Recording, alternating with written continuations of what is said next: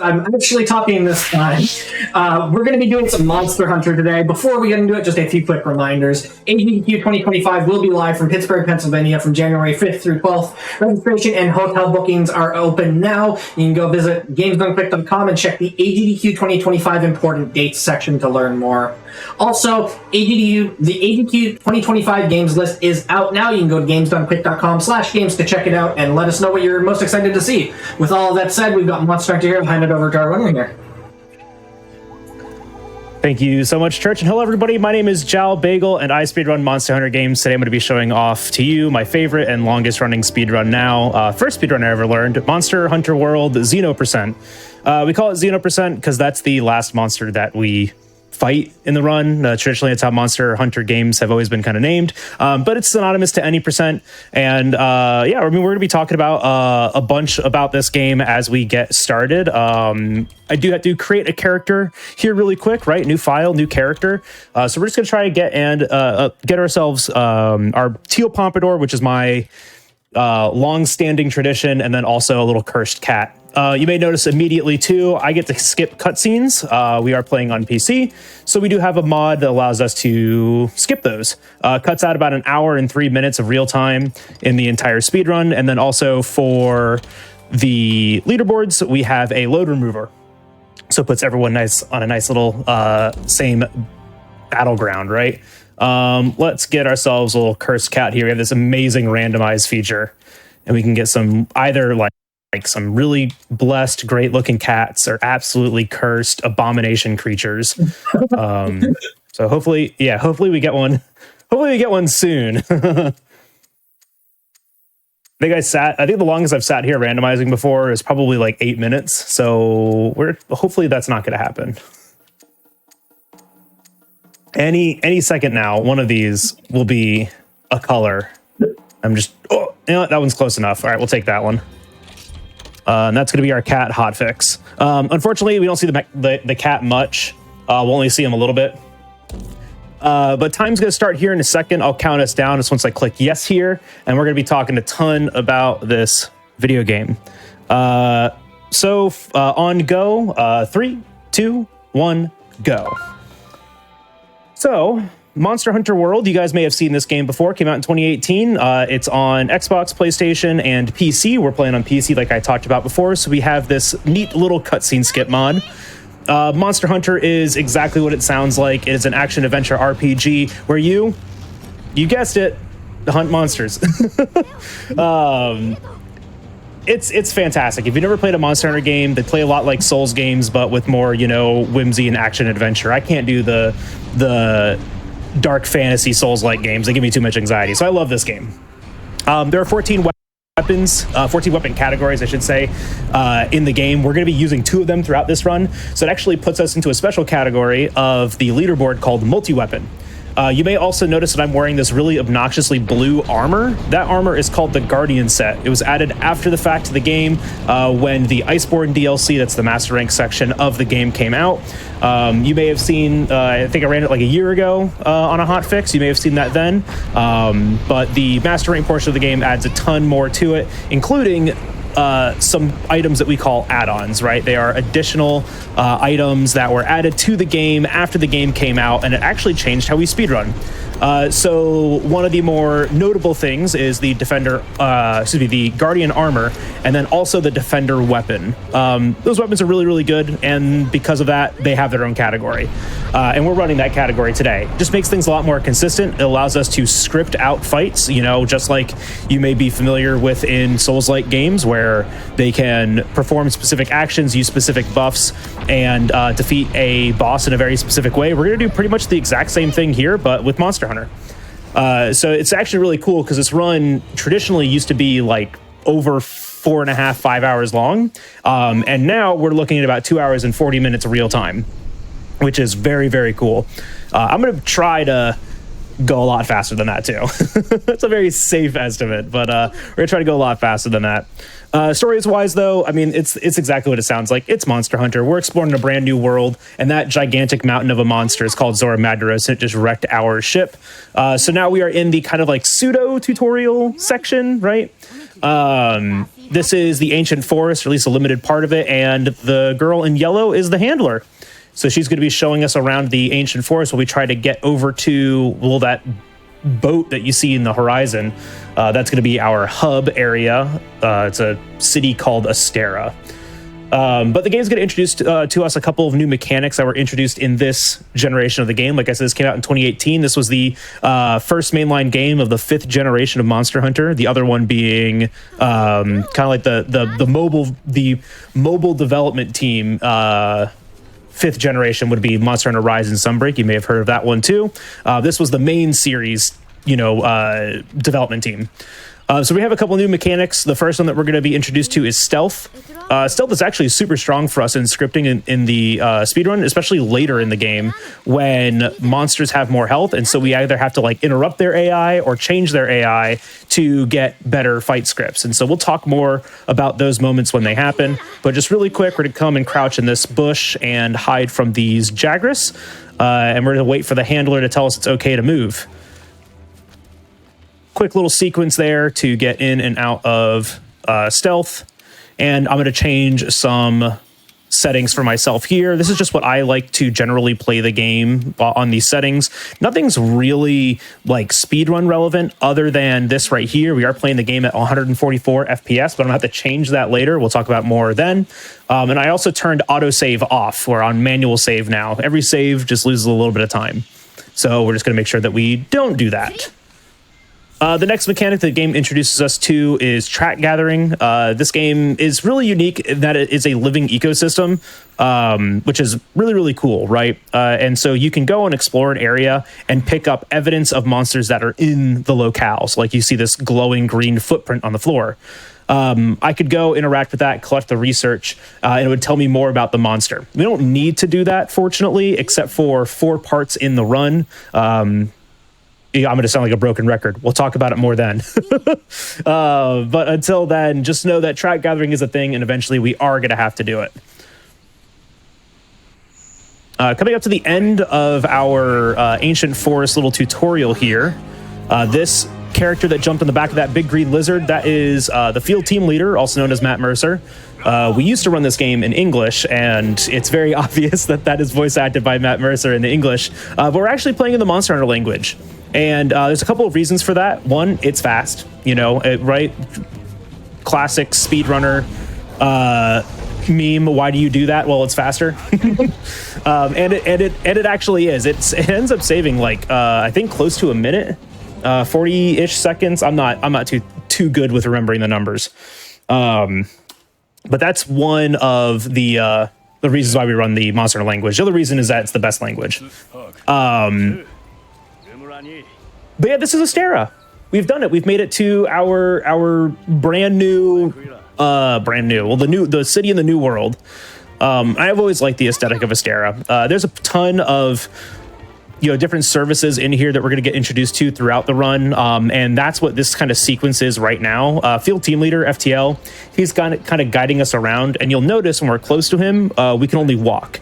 So this is a NPC walking radius. It's a little bit of a weird mechanic that the game forces on us. It's kind of to like escort us around. Happens a couple of times, but we can actually break out of this a little bit early. It's called Mercer Skip. And saves a couple of seconds, and it's really interesting to do, right? You kind of break out of the sequence of this game just a little bit faster. It was one of the very first like little speed strats that we actually found for the speed run, because traditionally this game was just a couple of people throwing themselves at it until we really started thinking about how do we make it a speed run. So this is the smithy. We will come here once because we're gonna unlock another hub area that is the 3rd research base. So it's the floating research base in the sky over the Coral Highlands. That area has all the same facilities as Astera, but it's like a 5th of the size, so it's a lot easier to navigate. That's Mercer Skip. We just run towards those boxes, get out of the walking radius, make a sharp left turn, and then we can run all the way down this instead of walking. Like, it legitimately saves like 15 seconds. So I was talking earlier about the Monster Hunter language. This is where that Monster Hunter language actually saves time. You'll notice here I'm skipping the text, but some of the text boxes are not skippable. The progression of that text box is linked to the voice acting. So the voice acting for Monster Hunter language, it conveys entire sentences and even multiple sentences in single grunts. It's great. It's a fantastic and beautiful language, and everyone should try to learn it. And we have a couple of those scenes. And because of that, we changed the language to save this time. Here's our room. We're going to be here for a very short time because now the game's letting us pick our weapon, and we're going to pick the one that it gave us by default, and that is sword and shield. So I talked about we're going to use two different weapons. Sword and shield is going to be the first one, and then after this very first quest, we're going to immediately switch to the switch axe. So I'll talk about each as I get to use them. But first things first, we got to equip our SNS. Just using the mouse here because it makes this menu a little bit faster, and we are done. Just got to get through the tutorials there, turn around, and run out of this room.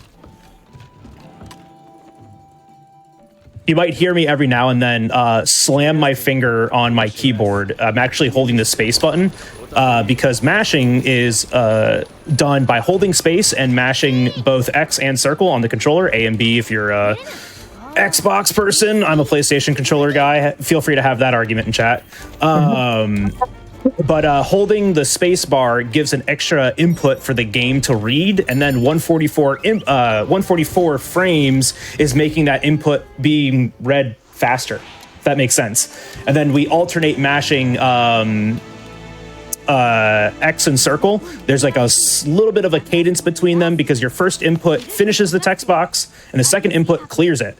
So it's actually a really goofy way of text mashing, and I think it's kind of cool, especially once you start getting the cadence of it down. And I really wish I had an input monitor for this because it would be really interesting to see.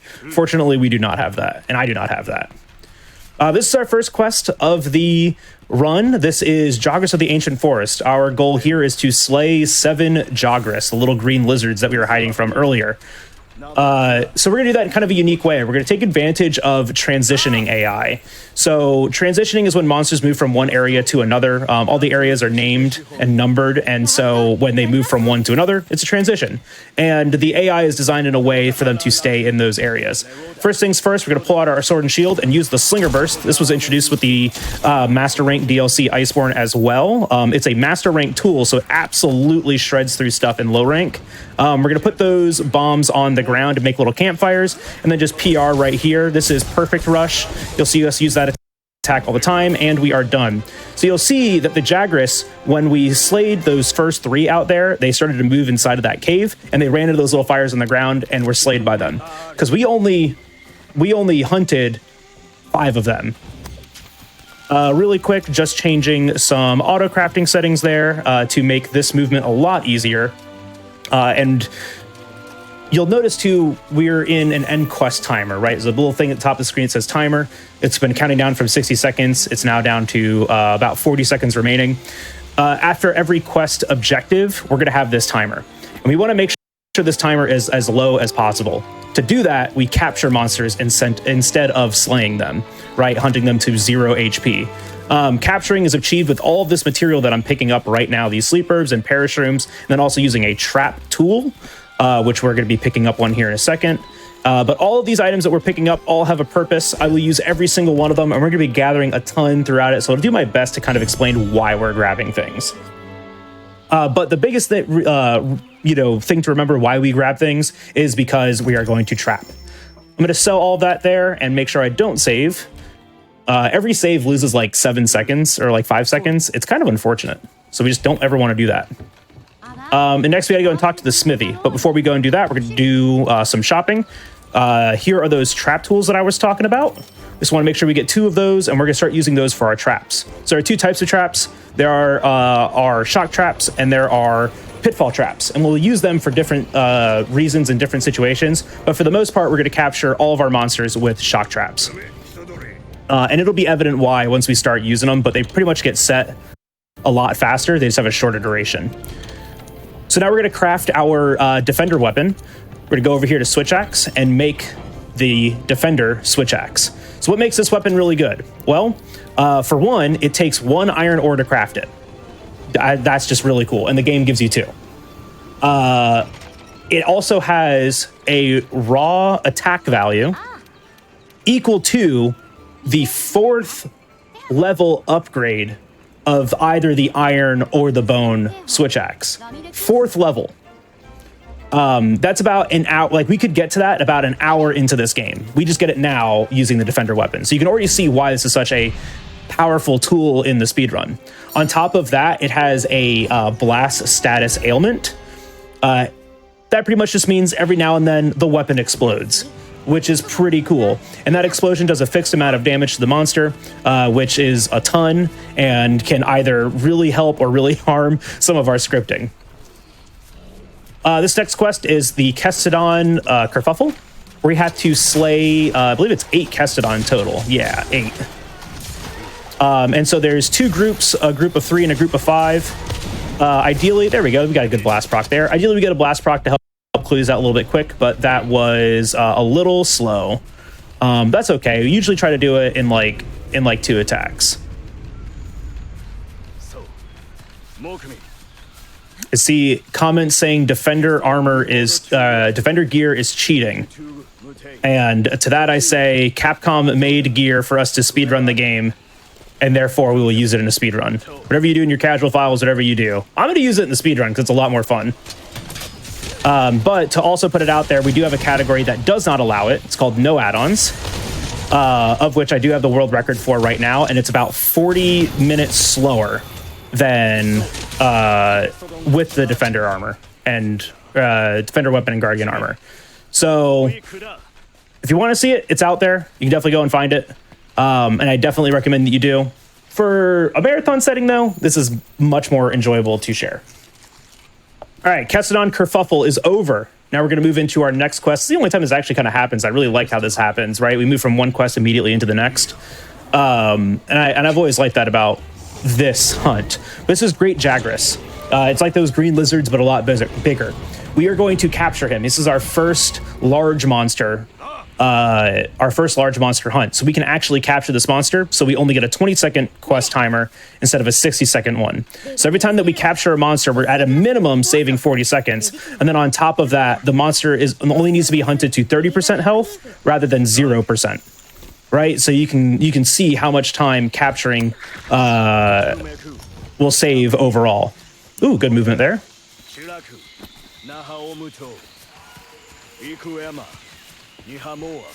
Just got to grab a couple of parashrooms here while we make our way. The nice thing is that the Great Jagras is on a bit of a cycle right now. When we walk into this area, there's a large environmental trap that we're going to drop on top of them. Not only does that trap do a fixed amount of damage, if I remember correctly, it's 10%.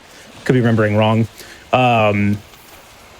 But it's going to do a fixed amount of damage and also put the monster into a knockdown animation, which gives us a ton of time to set up and deal damage to him. The great thing, too, is that animation has a higher priority than our trap. So we can put our trap down now, and he won't fall into it yet.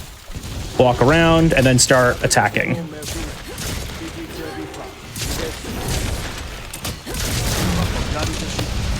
So this is the bread and butter of Switch Axe. This is called zero-sum discharge, where we latch onto the monster and deal a ton of damage to it. Nice. Very good. Nice. So just in that time, when we dropped the rock and put down the trap and the trank bombs, we are on a bit of a timer there because the trap does have a specific duration. And so if we don't capture the monster in time, if we don't deal that damage enough, if we don't deal enough damage in time, the monster can leave the trap and the capture fails. So we have to put down another trap and even sometimes refresh our trank bombs, because that is a status that's on the monster. For the route that we're using, the item routing that we're using, I have no extra trank materials, no extra tranquilizers.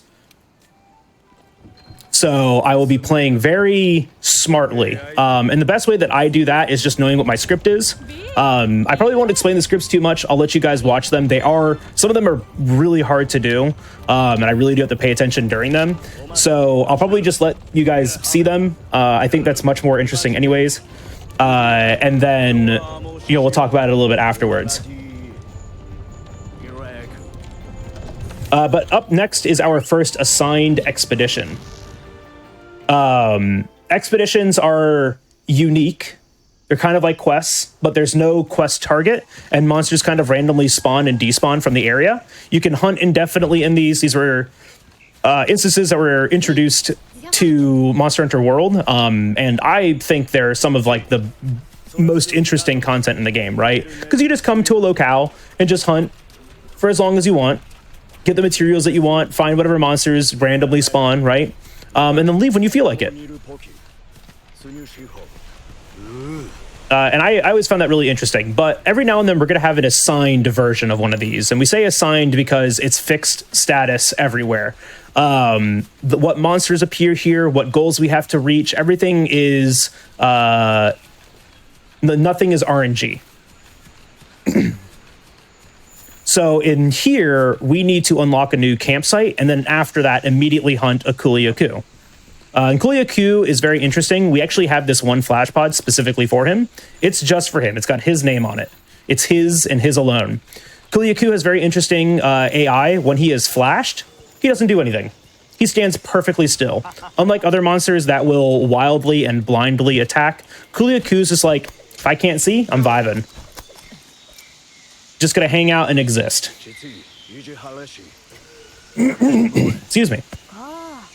So we're gonna take a little bit of a detour here while we run up to this Kuliaku. We're gonna actually climb the branches above him to pick up 2 thunderbugs, and that's gonna make us shock traps.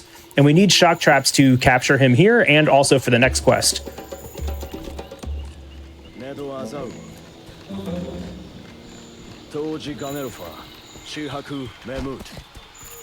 Let's make sure we grab both of these, jump off this ledge, and flash the bird. Making sure I land all of my damage into the head here, so I get a clagger right now. Perfect. So this animation is called a clagger or a claw stagger. Sorry, I'm counting my damage there. Don't need to count that. Perfect. All right, so he didn't drop a pod, so I'm going to play this a little safe. Cover this menu. All right, capped. Nice. We had good damage there. I just needed to make sure that he actually captured. Since this is an expedition, there's no end quest timer, so the moment he's captured, we can immediately leave. Neat little tech there to buffer that menu while the trap is being placed. So yeah, that animation that Kuliaku entered twice is called a claw stagger or a clagger. And anytime that we grab on with the clutch claw, it extends the duration. Quick little purchase here again.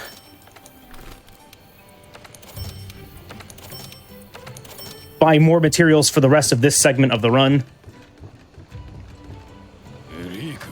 And then we're off to our next large monster hunt, Pookie Pookie. So the really cool thing about this game is that with every hunt, it just gets a little faster and a little faster, right? And so these early hunts, they go by very, very quick because the defender weapon is really overtuned, but it lets us do really cool things like these scripts that start and end the hunt in a couple of seconds.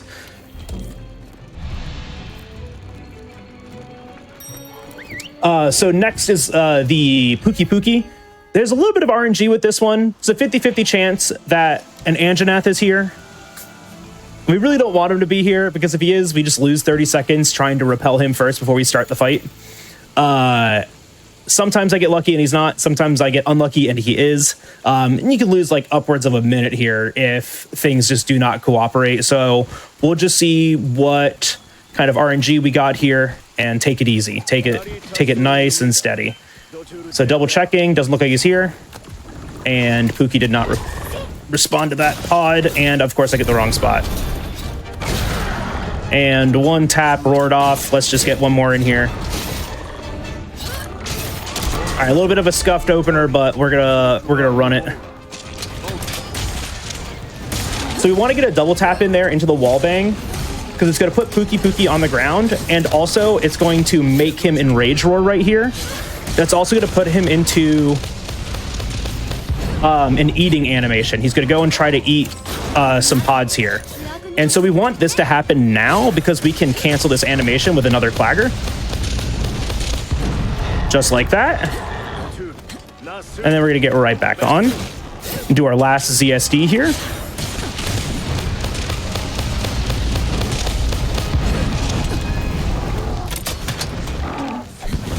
So he's already close to trap ready, to capture ready.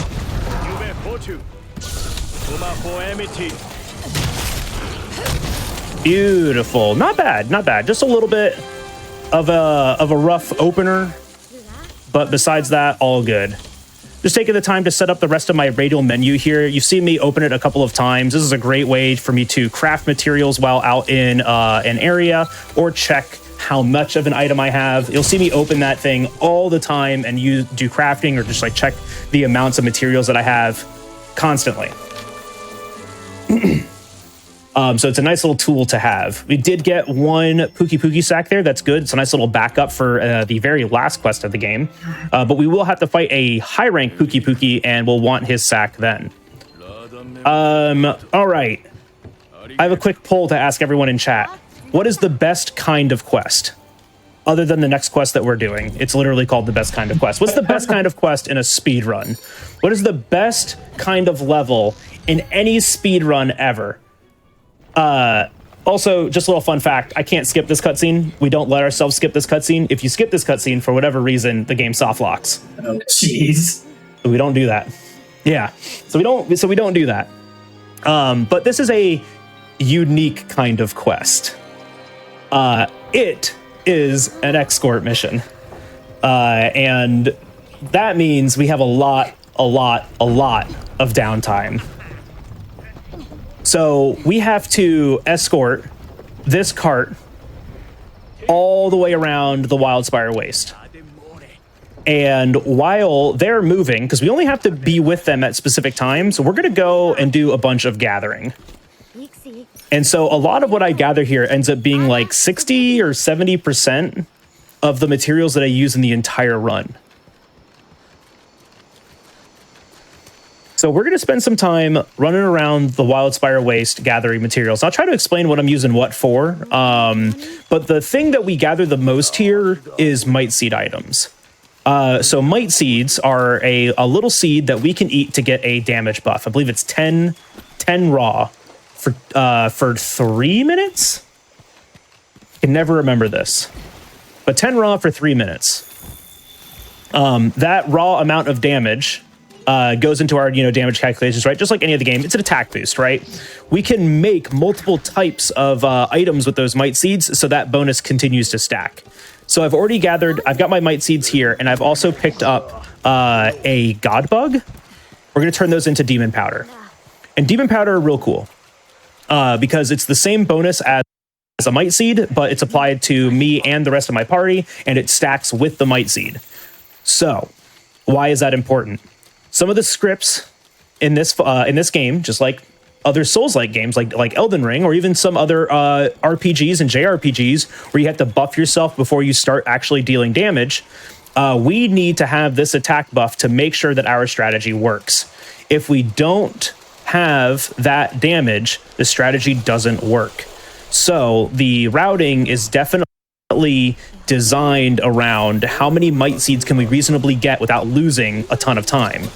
And this route loses, I think, only like 5 seconds in total to getting one of the mite seeds that we get. Everything else we get while we're waiting on something anyways. It's a very, very optimized route, and I love it. I mentioned earlier that we had to meet some checkpoints we had to meet the caravan at certain checkpoints. We're coming up to the first one of those. Just got to gather a couple more items here. And this is actually really tight movement that we do.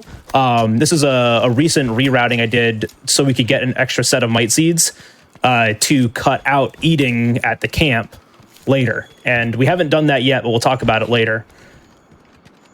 Because eating also provides a damage buff. All right, so that first little checkpoint, we just reached it. We'll have one more to do here in a second, and then we'll have the end of the quest. Got to roll out of this twice. We'll gather another flash bug here. Flash bugs are really cool. They're also really important. They're essentially just a flashbang, right? We can use it to blind a monster, maybe stagger them out of an animation. And for flying wyverns, we can knock them out of the air with them. It's a very, very potent tool. I'm going to use this time to do some menuing while we wait for this cutscene trigger to start.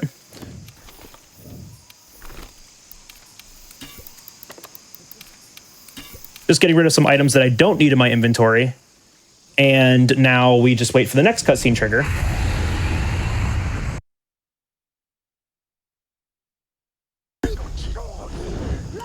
Anyways, we have this Rathian here, and the game is like, Hunter, please help us, this Rathian, we have to sneak past it. You don't need to do anything. Just leave. They're fine. They'll make it on their own. Quick little trip to the box here. We're going to grab these throwing knives, and then we're going to go into the camp. So the camp is really cool. We can use this to change our equipment and manage our inventory. Just going to do a quick little inventory management here. We're making ourselves a pitfall trap to bring with us, and then restocking on tools. I also moved the tools to the first slot in that box to make it faster to reload them, restock them. And we're leaving the cat behind. I'm so sorry, everyone. We're leaving our cursed little kitty cat behind because we don't need him anymore. The cat has a tendency to draw the monster's aggro away from us, and we just don't want to do that, right? Plus, we don't need any of the cat damage or any of the cat tools that they can provide. All it does is really just make every hunt a little more random. Really quick, you saw me do there is I crafted some paralysis knives. We could shoot those at a monster to paralyze them, and so we're going to use those. Use those on this fight coming up to just kind of keep the monster locked in position, so we can continue dealing damage to it. The next monster is Baroth, and the unique thing about Baroth is that his good hit zone, the part of him that you will actually want to attack, is his little itty bitty hands, and we don't like that. So we make sure that he can't move so we can deal as much damage to the hands as possible. You may also recognize we're doing the exact same movement that we did before. We've been in this quest long enough that all of these items have respawned. You gotta love it. You gotta love escort missions, auto-scrolling escort missions. It's a great time. But we've had plenty of time in this quest that all these items have respawned, so we've been able to gather them again. And so, I mean, we've gathered a ton of resources here. What I've always said about this game that I really like about it is that the routing actually came really, really naturally. Probably like 80% of the route has been the same since the game came out, right? We've just fine-tuned some parts, like, you know, leaving from certain areas or maybe doing things in a different order to save a couple of loads here and there. But for the most part, this routing hasn't changed much, which is really cool. Grabbing a nitro shroom, I picked up some fire herbs earlier. We're going to turn that into gunpowder and add that into a barrel to make large barrel bombs. And large barrel bombs are cool. They're explosives, right? Who doesn't like things that blow up? And so we're going to use that to blow up a couple of monsters here and there. From here on out, most of the monsters that we encounter, we're going to be encountering them through a cutscene. And so in some instances, we can actually set up some traps and bombs before the cutscene so that the monster spawns in it or next to it. And so this is one of those moments where I can put a pitfall trap down right here and these two bombs down. And so when this cutscene ends, the monster will be inside that trap. And now we are just waiting. Perfect timing. He falls perfectly in. We're going to blow those up with a stone, put on our paraknives, and then start to build up our ZSD. So I'm trying to keep myself angled here so I only hit the hands, and we've done a really good job of that. Now that he is out, we're going to clutch claw on and ZSD through the roar.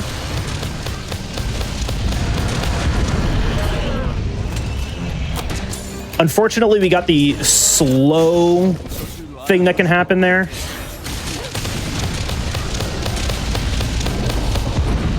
Very good.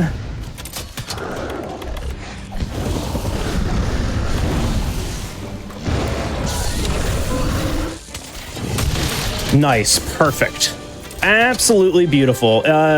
Only way that could have been better is if I got an extra blast proc, so I didn't have to do that last hit.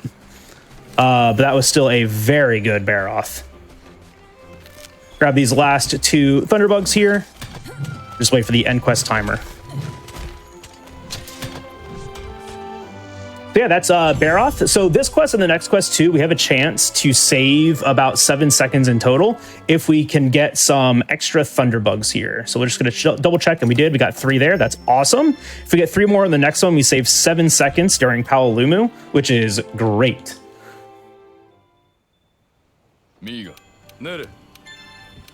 This next fight is probably my least favorite one in the early game. This is Juratotus. I do not like fish. Fish with Switch Axe is very, very difficult. The other weapon that we could use here is Sword and Shield, but the Sword and Shield scripts save about 15 seconds over Switch Axe, but are a lot harder to do.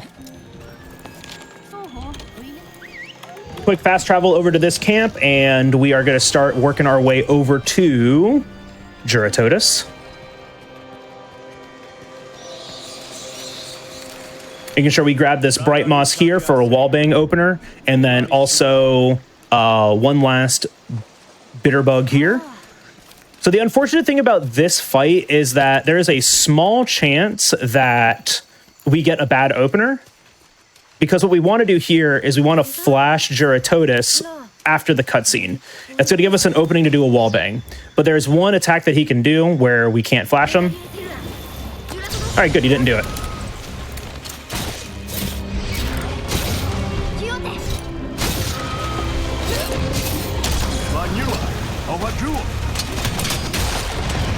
I'm going to focus on this script, so probably not a lot of commentary on it. Just enjoy it, and I'll let you know when it goes wrong. This one's not perfect, unfortunately.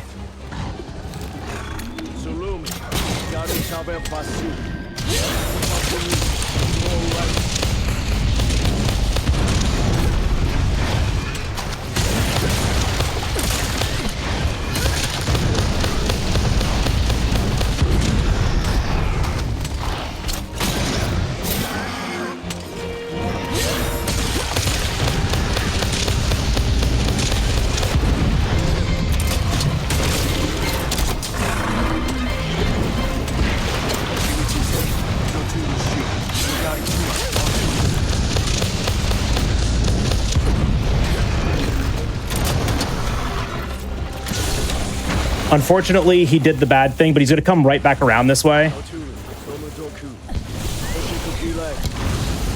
Very close to perfect. So he did a transition right there. The aggro went away, and he was trying to transition out of the area. We actually dealt too good of damage, but like that's what's supposed to happen. It's a pretty safe thing to happen. But that can go really wrong sometimes because he has multiple paths to transition out of this area, and fortunately he picked a good one. If he picked a bad one, we just had to slay him, and then we lose a ton of time, but it all worked out. No extra flashes there, and a 157 is a fantastic time on Juratotus. But yeah, the end to that, because the monster isn't held in position, it actually, for some reason, that jumping animation puts his hitbox off of the ground. And so when the trap goes onto the ground, the moment that animation starts is when he can be captured. And the hitbox is already off the ground when it starts for some reason. Like it never works. It doesn't work. And I don't know why. However, we got through it swimmingly, and we're going on to probably my favorite script in this run, Tobikadachi. So Tobikadachi is a really cool fight. It's probably been the one that's like been most worked on between this and like Anjanath. These two get worked on a ton. Quick restock of our trap tools just to make sure that we can do more traps here. So this one's gonna be a lot like the Baroth, where we were able to put a trap and some bombs down where the monster is gonna spawn. But this one's a lot tighter, unfortunately. So shout outs to Mr. Hugster. It's also a Monster Hunter streamer and enjoyer. He actually found this accidentally on one of his runs because he messed up his stamina management and then misinput and ended up putting a trap down here and was just like, ah, whatever, and rolled with it. Turns out he put it in the perfect spot to capture the monster out of the cutscene, which was something that we've been looking for a really long time. Because the way that this fight usually starts out is just very random. And so this trap actually made it consistent. So it's a little bit of a weird positioning. And I might be too far to the left. If we miss it, we miss it. It's okay. It loses about 5 seconds missing it. But we'll see. No, we didn't miss it. Nice.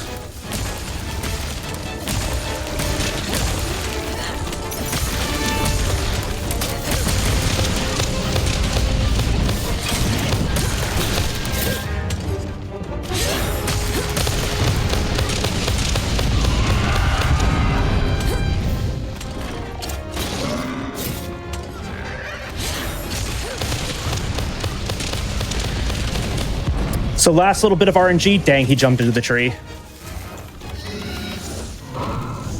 So that loses time, but he did it pretty quick there, so we should be okay.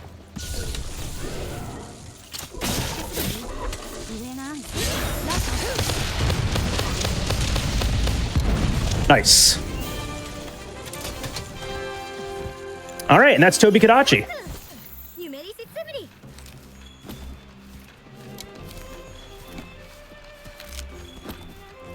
Quick gathering some materials here, just more nets that are going to get turned, or more spider webs are going to get turned into nets, another flash bug, because those are really, really important. And we are on to our next hunt, Anjanath. So this is a really good example of why I use Switch Axe in this part of the run. A 141 is a great time. This is a really good example of why I use Switch Axe in this part of the run, because the SNS script for this, even though it's a little bit faster, is very difficult. But what we get to do with Switch Axe trivializes this fight. This is going to be a really good example of clagger chaining. We're going to be dealing enough damage to Anjanath's head over and over again with a ZSD to chain claggers together, one after another after another. We kind of got to do that on Pookie Pookie, but it's a little bit of RNG dependency on Pookie Pookie. But on Anjanath, it's very, very consistent. Quick little restock here. And we are off onto this Anjanath hunt. So I'm going to let this one just kind of speak for itself. It's a little difficult, so I got to pay attention to it because there's a lot of variance to it. And variants to scripts are just really good ways to lose time. So I'm just going to pay attention to it and let you guys enjoy it.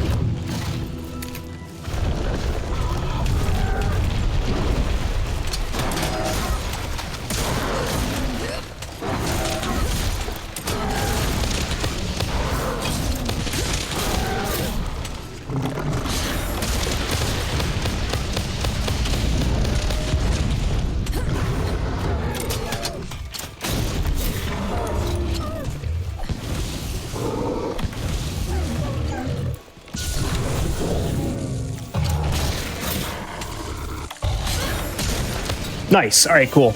So just had to really lock it in there because that fight can just get a little weird. Usually we can get 4 CSTs in, but because I had to do an extra hit to get that first clagger, we only got 3 in. So I really wasn't sure where my damage was going to be, but my damage on the ground was fine. So that actually came out. Great. But yeah, so I mean, that's the Anjanath hunt. I really do like that hunt. And the cool thing about Anjanath 2 and the Defender weapons is Anjanath's actually gives the first material for our first upgrade to the Defender weapon. So all of the Defender weapons only take 1 item, like 1 material to upgrade, and they come from assigned missions, quests that we absolutely have to do in the game. So the first one is 1 Anjanath scale. That's all it takes. Ideally, we get 2 to save some menuing, but we literally only need 1 to do this entire speedrun. Just 2 makes it a lot easier. The next one is a commendation, which will come from Zora Madros 2. After that is a Pink Rathian scale, and then a Nergigante scale. So we get all of those items pretty quickly. Speaking of Zora Madros, though, we are going to have our first Zora Magdaros hunt. So I saw some people talking about this earlier. This fight is unfortunately very boring, but we're going to talk a little bit about the speed strats behind it because there are some, right? The great thing about this hunt is that it's all scripted and it's pretty much like an autoscroller, right? It's all on the rails. It takes 12.5 minutes to do.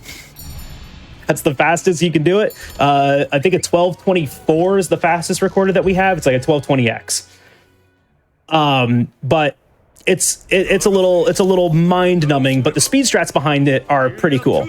So Zora Madros hunts always come in 2 phases. For Zora 1, we have a like a siege phase first, where we get to use artillery and ballista and stuff. A couple things have to happen here. 1, a binder has to get used. If the player doesn't use one, the NPCs will. And the one that the NPCs use lasts twice as long. So we just run up there and shoot it as fast as possible. We also found out, too, that there's an inverse relationship between how far away Zora Madros is and the duration of the binder. The further away Zora Madros is, the shorter the binder duration is. So we can just shoot that at him right now, and it's the shortest duration for a binder. While he's approaching the wall, we're going to go ahead and get some tutorials out of the way, just sitting down at the camp there. Just to get that tutorial out of the way, we'll eat a ration here too, and we're going to get rid of these wing drakes because they like to be annoying while we're trying to shoot cannons and stuff. So we're just going to get rid of them. For phase 2 to end as well, Zora Madros has to do 2 attacks. The first attack that he does is a hand slam on this cannon. It's like the one up there or something, or like the one down here. Actually, can't remember which one it is. I haven't seen it in a really long time. But we're going to cancel that animation. The animation just has to start, right? It doesn't have to finish, which is awesome. While we're waiting here too, I'm just gonna do some inventory management, get rid of some items that I don't need. And we're now going to wait.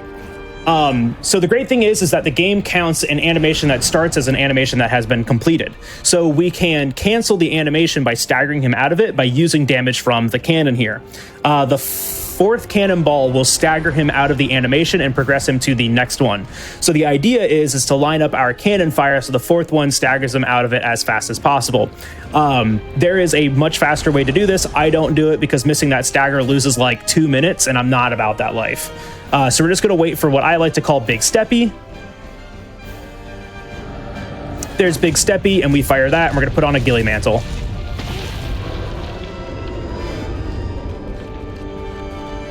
All right, so that's our first animation canceled.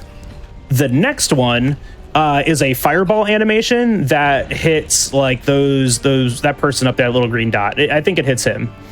So he gets this one a little bit quicker, and the visual sign for this one's a lot easier to tell. You'll notice that his head will stop moving, but his beard will keep wiggling, and that's your cue that the next animation has started and the first one ended. And a lot of Zora Magdaros's like animation stitching operates like that, so you'll see it every now and then. But you should be able to see it right here. His head's about to swoop down. You'll see it stop, but the beard still wiggle, and then that's our cue to fire.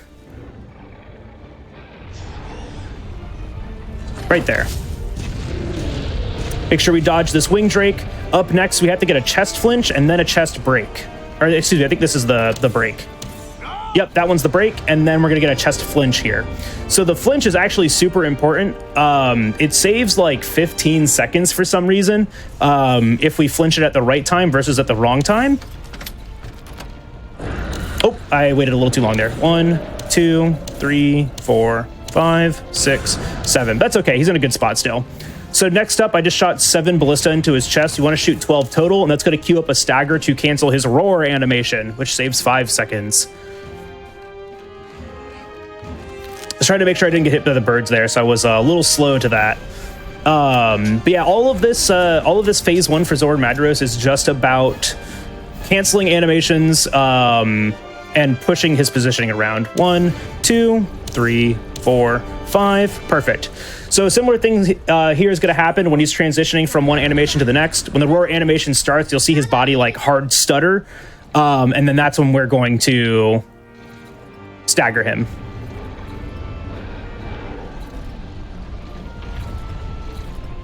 Right there.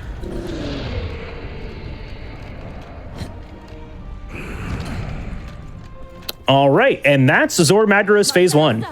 So there's nothing else we have to do for the remainder of this quest, and there is about, I love this, there's about 7 unskippable minutes of this monster just moving to the next barrier. Oh, jeez.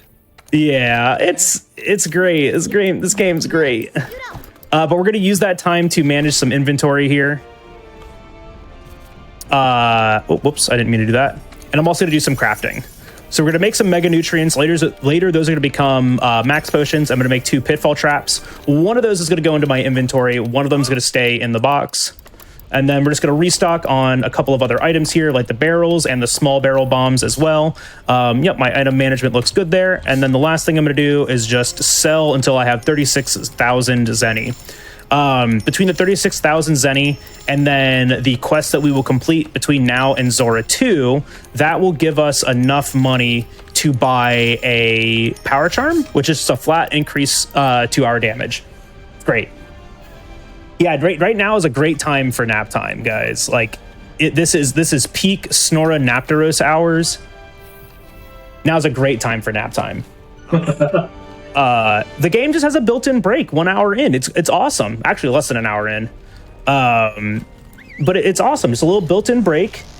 Get up, use the bathroom, you know, go grab a snack. I use this time to talk to chat because I'm usually locked in for the first part of this run. So if you guys have any questions about the speedrun, maybe things that I've done that you don't quite understand, I'm doing my best to cover the commentary while I'm also focusing on stuff. I'm not the best at multitasking. So if you guys have any questions, please feel free to ask right now. In the no add-ons category, Zora's got a bunch of these mining outcrops on them. In the no add-ons category, or with weapons that aren't SNS, we would go and mine all of those.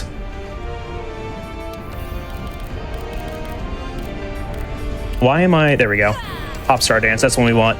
Last thing I like to do here is just a little bit of menu management.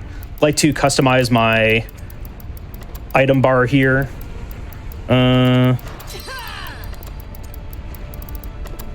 I'm pretty much just getting things in the spots that I like them.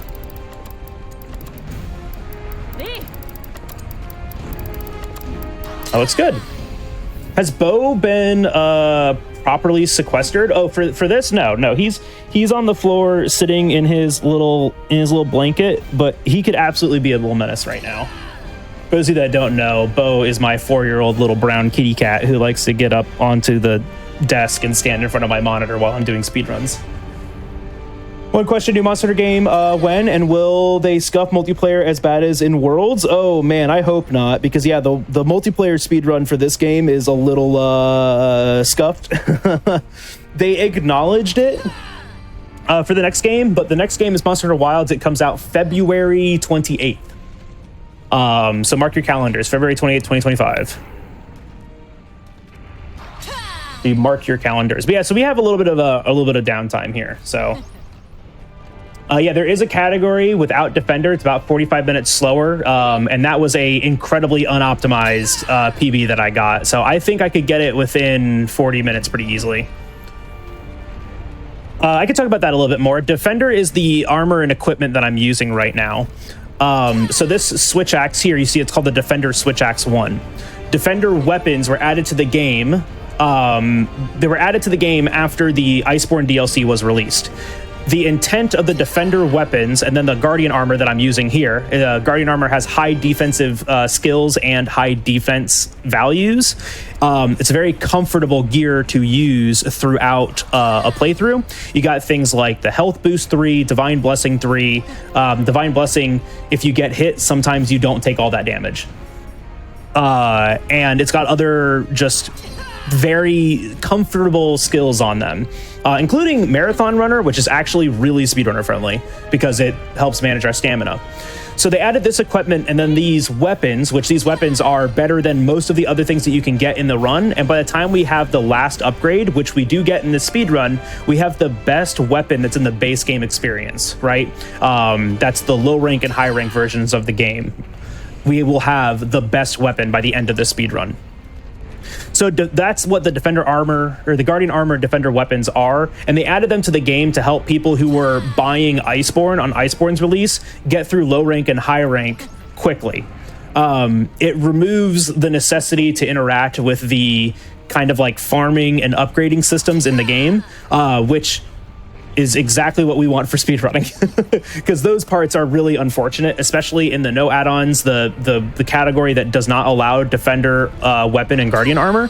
You can just lose a run about an hour and a half in because you missed your 4th medium monster bone, because it only drops from 2 sources during the entire run. And my PB, I got incredibly lucky on it, and then just had insanely good ad lib and just really, really good like scripting.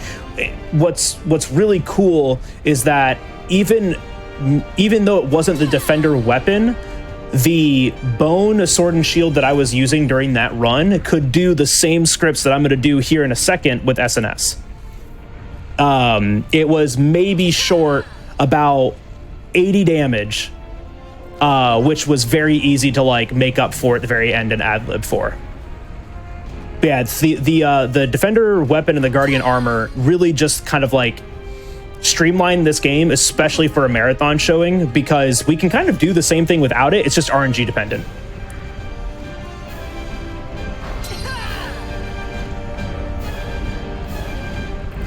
So we are coming up to the end of this shortly, and there's one other thing that we have to do to end this quest, and that is repelling the super secret mystery monster that's about to show up. We do that through a little quick kill method that I came up with like 4 years ago at this point. And it involves using stealth, because stealth is the best mechanic in this game. Stealth lets us do a ton of stuff. But we need that stealth. We need 2 large barrel bombs, 2 small barrel bombs, and then we're going to do a weapon attack.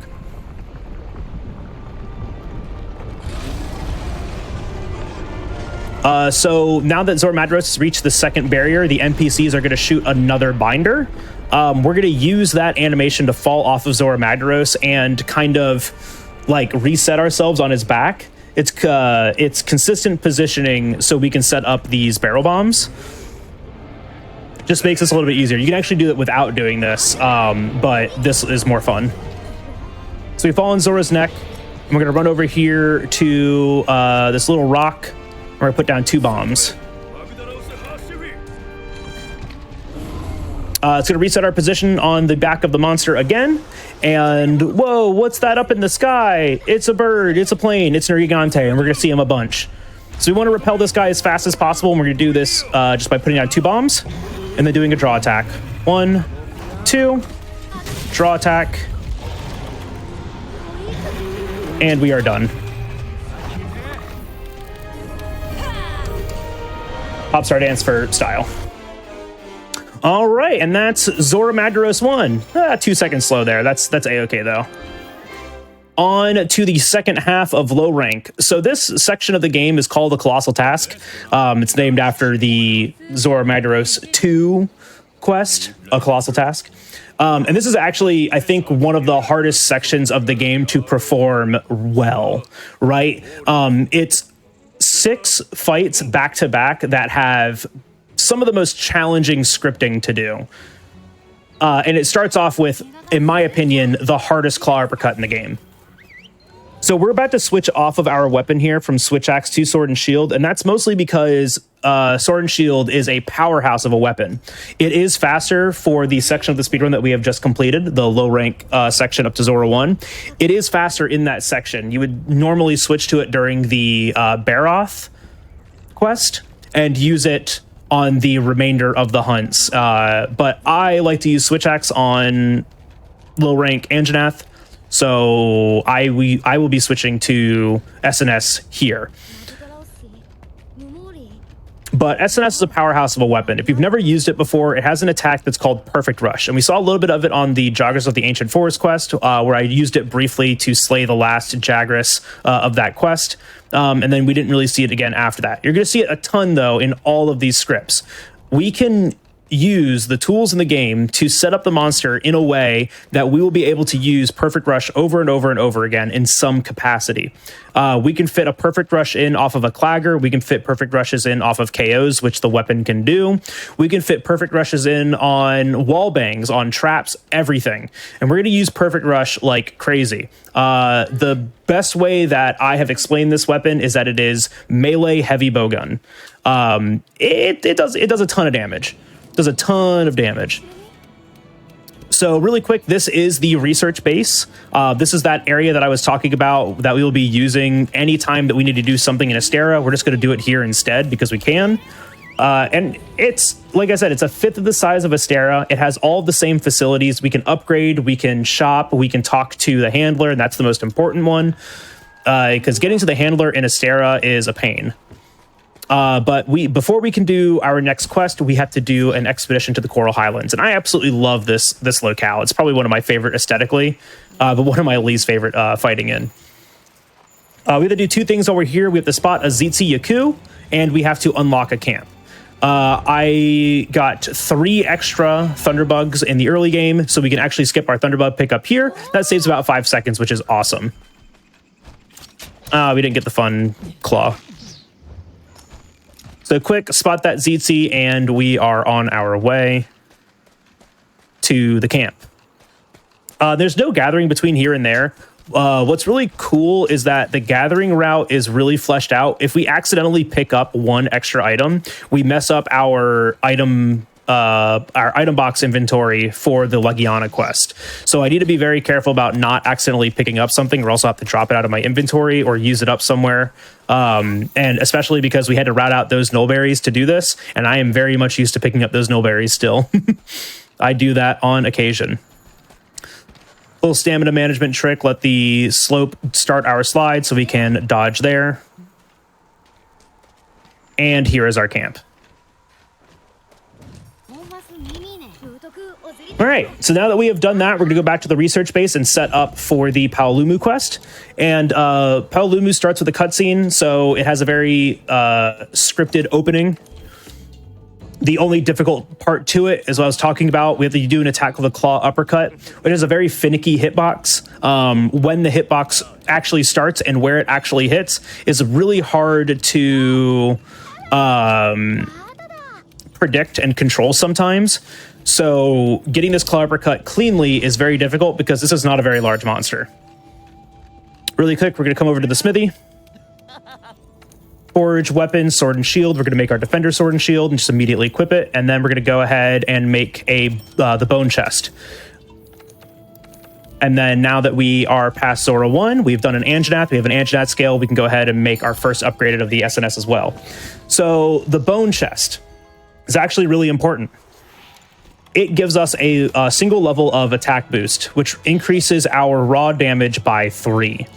And that's really good for us because it allows some of these scripts to actually work with the power items that we are able to have at this point in the game. We have access to the demon powders and the might seeds, and I'm going to use both right now. And those have 3-minute timers. And you may be noticing that I'm using them all the way back here. And that's because this fight only lasts about a minute. It is very, very fast. But once we use those might seeds, we're pretty much on a timer to defeat the monster as fast as possible. Just doing some more pickups on the way to the monster, gathering all of those thunderbugs because we definitely want them. An extra flash bug here too. I will have to use a ration before we get to the monster, and we're going to hover over our pitfall trap on our item bar. Like most of the scripts, I'm just going to let this one speak for itself. Hopefully I don't mess up this claw uppercut. Speaking that into existence.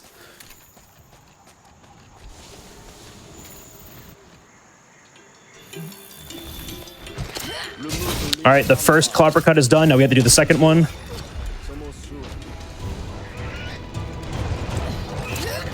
Perfect. All right, we got it.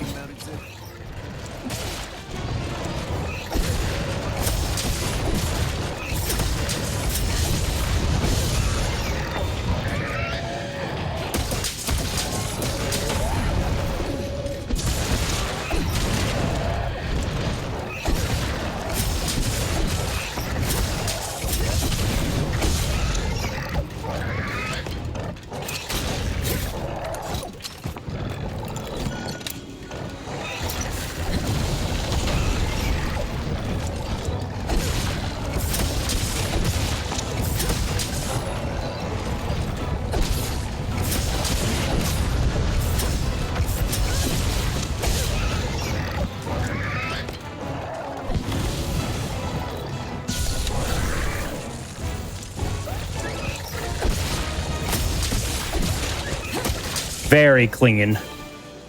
Very clean Lumu.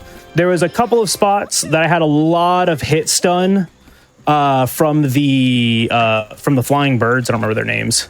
I had a bunch of hit stun there that I just wanted to make sure a bunch of that hit lag. So I was a little worried about my PR finisher there not actually being able to connect, but we did just fine.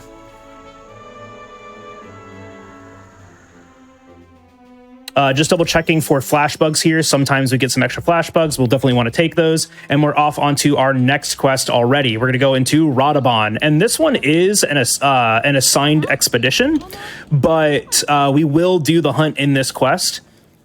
There's a couple of quests that we have to do, the hunt in it. We did the Kuliaku earlier. Next is the Radabon.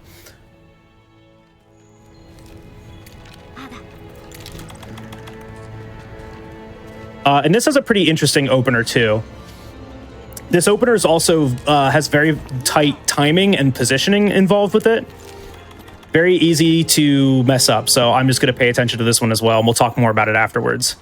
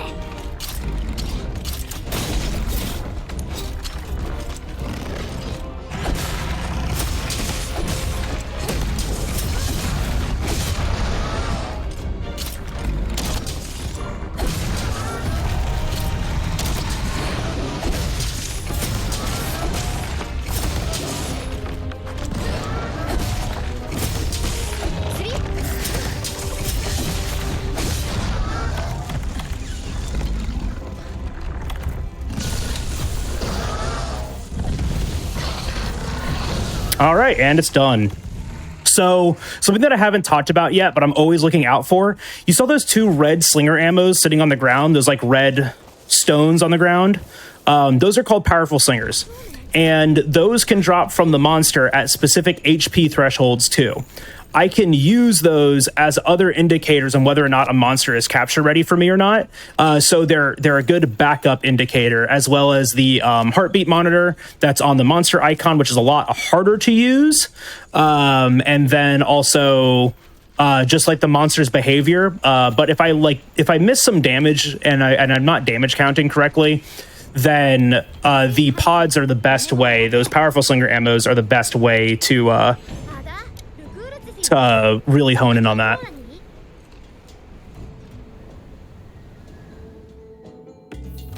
All right, none of the materials we need there. Just gonna sail on by to Legiana. Legiana is probably the hardest script in the entire game. This fight is very, very difficult. This one's also kind of unique. We're going to watch its cutscene here, but when we skip it, we actually go back to the research base. So this fight doesn't actually start with a cutscene, but it does start with some scripted movement. So the monster's on a cycle here, and we want to meet that cycle.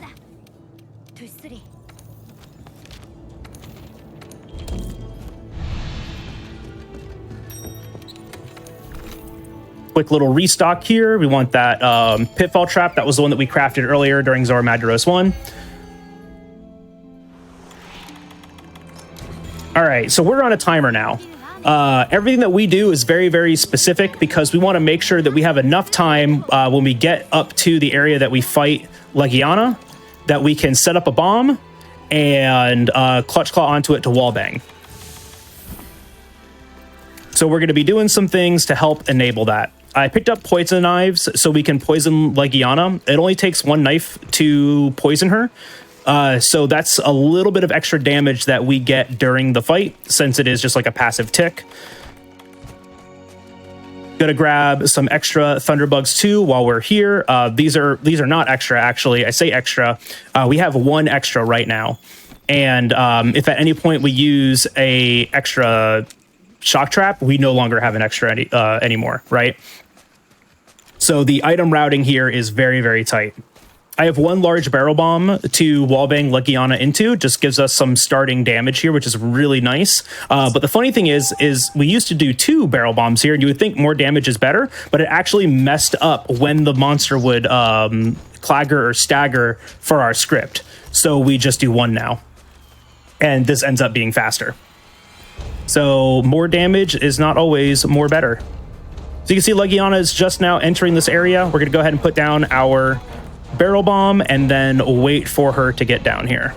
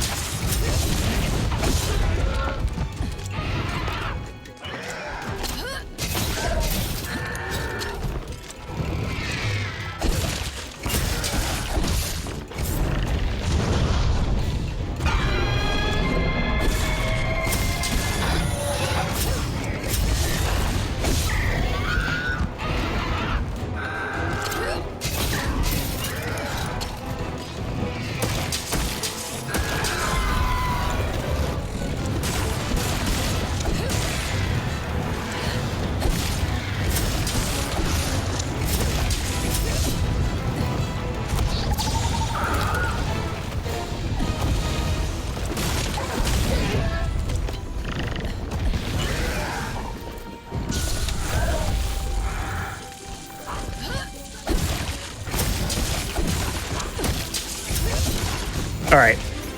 I missed that last PR ever so slightly, so I just wanted to make sure that we had enough damage for that, but we did. Other than that last PR is a little slow on everything, but other than that last PR, that came out beautifully.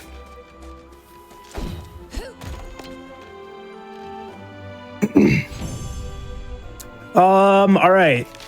Next up, like I said, this is a nice, just like shotgunning of quests. Sub 3 is awesome on Legiana. That's great. So we have we're right into our next quest is Oda Garen. We're going back to the Rotten Vale, and we get to do this fight. Oda Garen fight's a little interesting. There is no full script on it.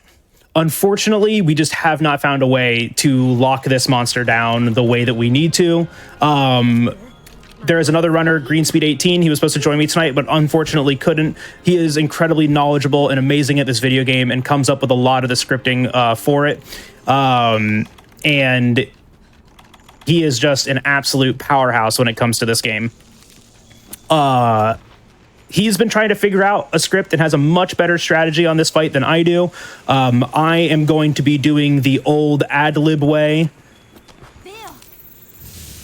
which is to say I'm going to react to everything that he does and hope it goes well. But the goal time on this is 2 minutes and 30 seconds. That's what we are hoping to get. Like a 230x or a 240x would be really good here.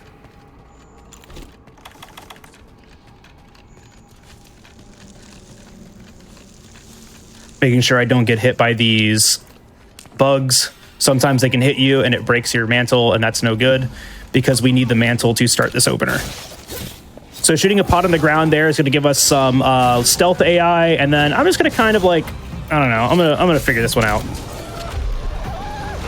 Good positioning for the wall bang. I can do the extra damage here.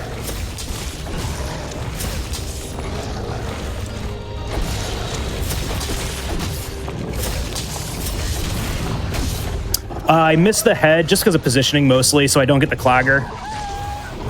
So we'll just try to position for it here.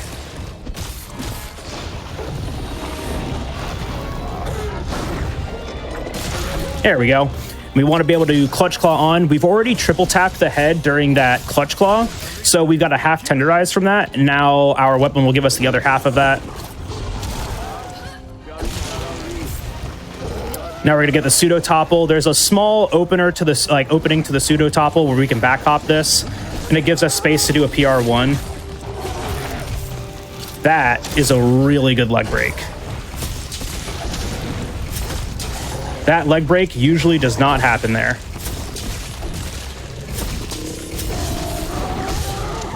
That is a really good clagger. Oh my gosh. And that's first pod. So that's telling me he's almost cap ready. So I can go ahead and pre-trank and put down a trap. I already have a Pierce pod, so I'm just going to pull that out and use it. Huge. That was very fast.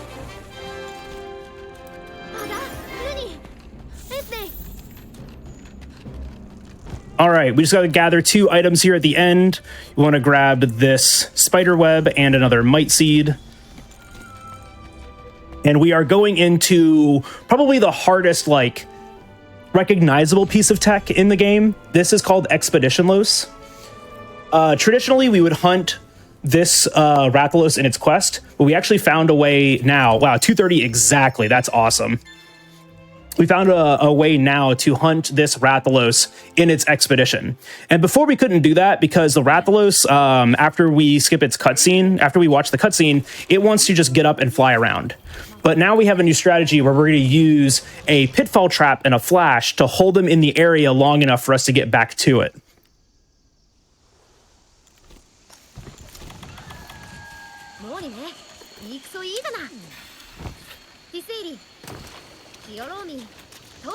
So we're going to use the wing drake here to fly up to the top of the tree. And while we're doing that, we're going to craft our first max potion. And while we're flying around, we go ahead and put that on our radial menu too. And looks like I missed doing that. We'll put that on there as well. The time on that Odegarin was 2 minutes and 30 seconds. That was a very good fight. That's probably the fastest one that I've had in a while. If I had my splits going, that would have been a gold. Backup Thunderbug here. I'm pretty sure I already had my extra, but we're just going to grab it again just in case. We need these red pit here to set up a KO, and we're going to go ahead and equip flashes and hover our pitfall trap. Neat little tech here. Claw uppercut during this sequence that we couldn't really run through. And we're going to put down this pitfall trap, and the positioning of this is kind of precise. That looked good. All right, so we want to mash this as fast as possible, and then I'm going to be quiet and do this because this is, I said Legiana was the hardest. This is just the hardest to do cleanly. And I'm just going to pay attention to this because I do not want to miss this.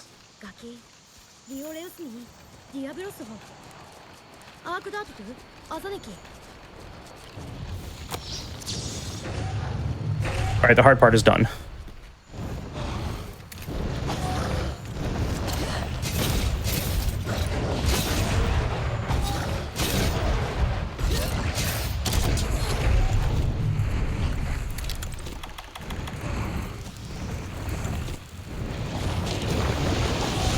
opting for a safer wall bang there. I think I was in the position to hit him into the waterfall, and I just did not want to do that.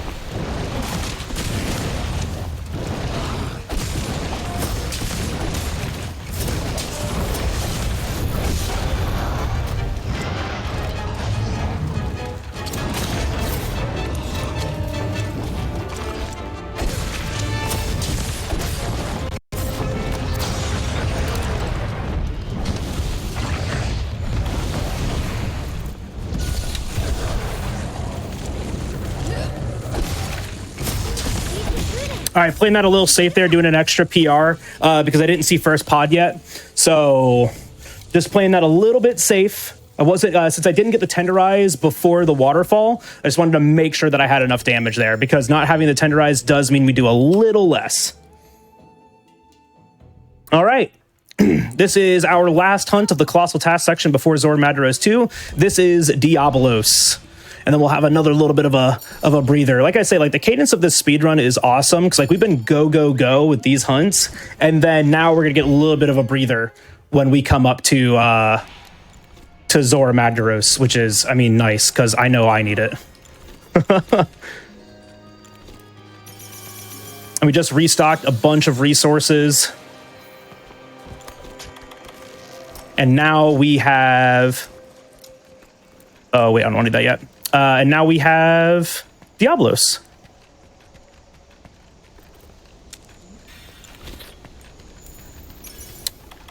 So Diablos is a little interesting, a lot like Oda-Garen. I'm going to be reacting to what it does rather than what I do. We're going to try to keep it leg locked by tripping it over and over again. But that doesn't always happen, because depending on what attack he's doing next when the PR finisher is going off, our PR can drift into places we don't want it. We did get the good opener, which means I get to do this claw uppercut and tenderize the leg immediately, which is awesome.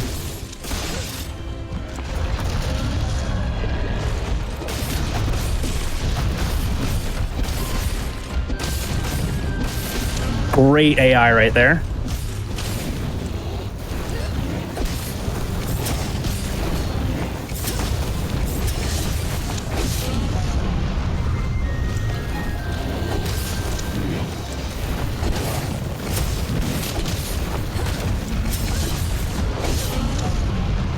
Giving me the good leg, thank you.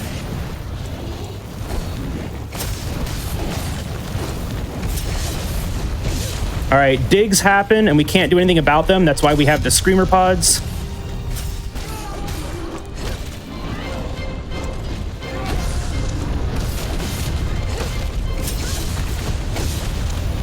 Okay, double dig also still happens. And now we are on the wrong side of the monster, unfortunately. Just a little too far away from us when we did that. So now we want a clagger. Oh, we didn't get it. I wonder if we're queued up for a trip. We are! Yippee!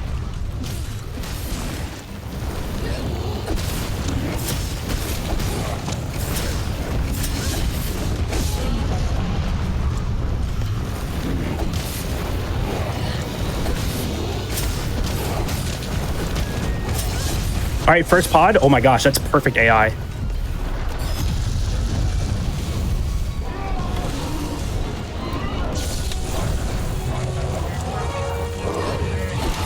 Oh my gosh, that was perfect AI. What is this run, dude? Should have my timer going. 234. No, I know. And the unfortunate thing is that this game is IGT, which does load removal too. So like, even if I did get a really good RTA run off of this, that'd be a little unfortunate. I'm hoping I throw eventually. I'm hoping there's just something that just one-shots me out of nowhere, but so far this has been a really good run. 234 is a fantastic Diablo's time. That's really that's 4 seconds off of my gold. All right. We are now going into Zora Magdaros 2, Electric Boogaloo. It's a lot like Zora 1, but we do have to do a lot more. There's a much larger health gate that we have to meet, so we actually really do have to pay attention to the cycles that are happening on the monster. We're also going to be damaging the magma cores this time around. The reason we don't in Zora 1 is because we don't need the damage, and if you break a core accidentally, it does stop Zora Magdaros from moving entirely. So we just don't want to do that. So you just don't do it on Zora 1, but on Zora 2 we have to. The super nice thing, though, is that SNS has a negative part break value on all of its attacks except for PR Finisher, which means we can over damage the cores before they break, unlike other weapons. Just do a quick shop here. I mentioned this one earlier. We're going to get our power charm finally, and then we're just going to restock on bombs and trap tools. We are going to use the bombs during Zora Magdaros 1, because, hey, guess who else shows up during this quest?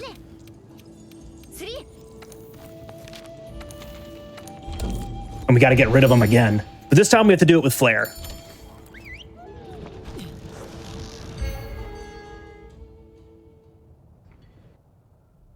All right. So you can see in this area, we have stalagmites and stalactites that are rigged up with explosives. We can hit those with slinger ammo or even our weapon, and they will drop onto Zora Magdaros, doing a ton of damage and also staggering him. Now, that staggering part doesn't sound really good because we want him to get to the end of this level as fast as possible. But we can drop those rocks at times when he can't be staggered to get the damage, but he still progresses. Eating a ration there just to give myself the stamina to do the first little bit of this. Grabbing a stone. And we want to do 3 PRs to this first core.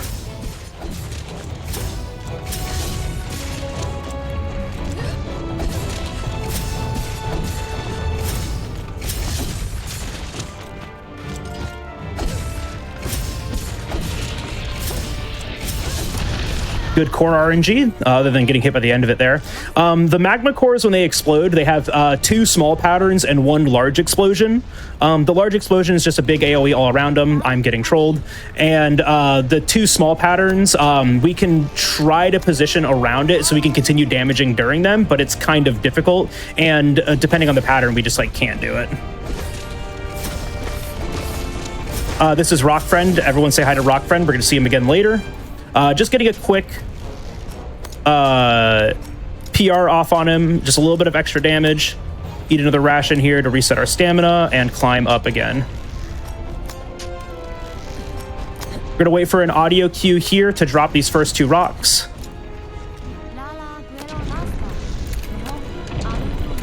That wasn't the audio cue, but that still was the right timing.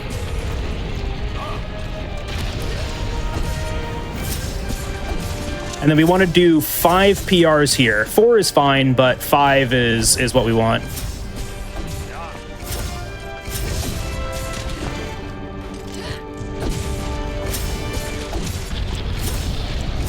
Oh, that's actually good. I'm going to guard this one. I could claw uppercut through it, but I don't have very high health right now, so I just want to play it safe.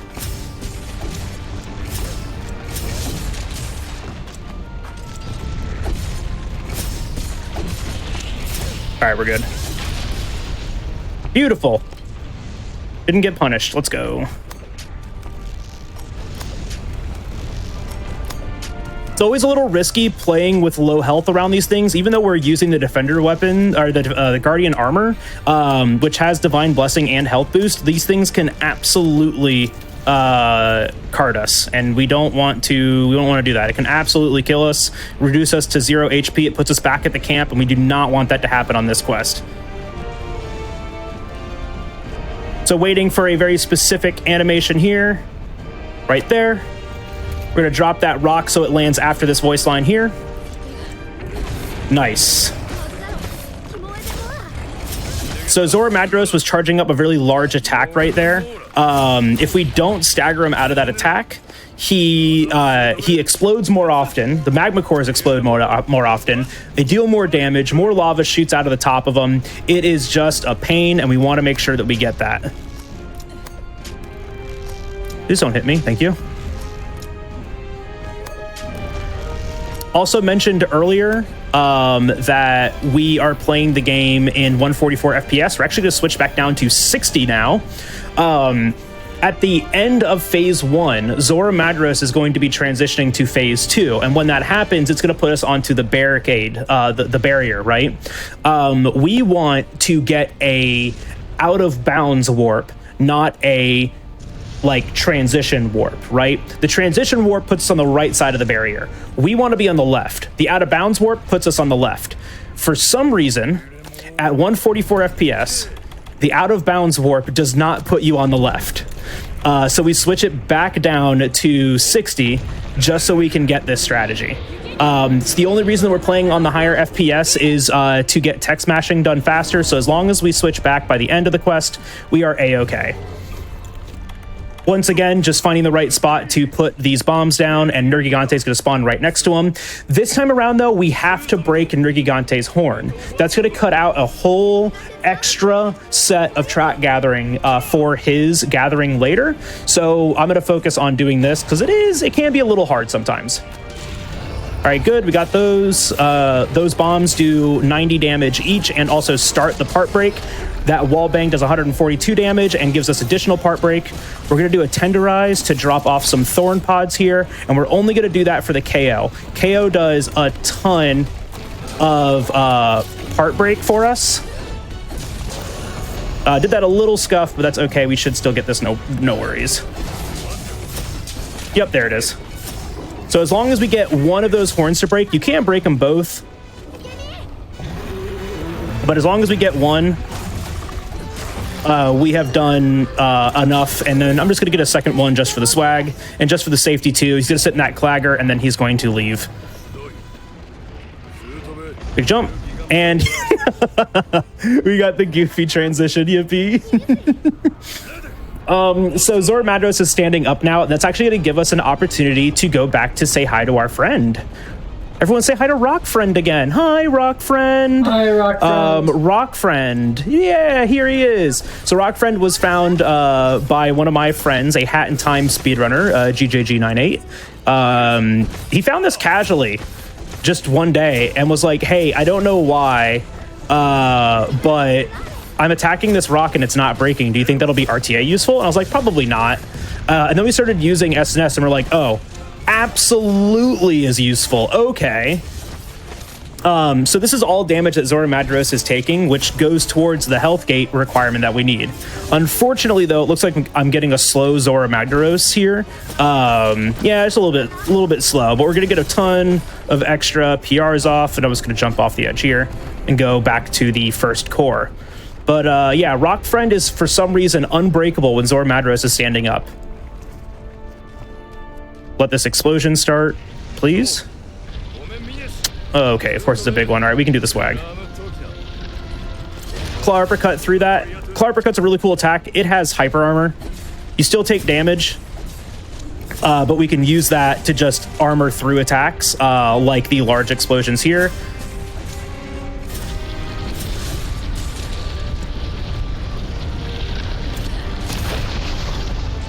We just want to do 4 more PRs. So we did our first 2, and here's our next 2.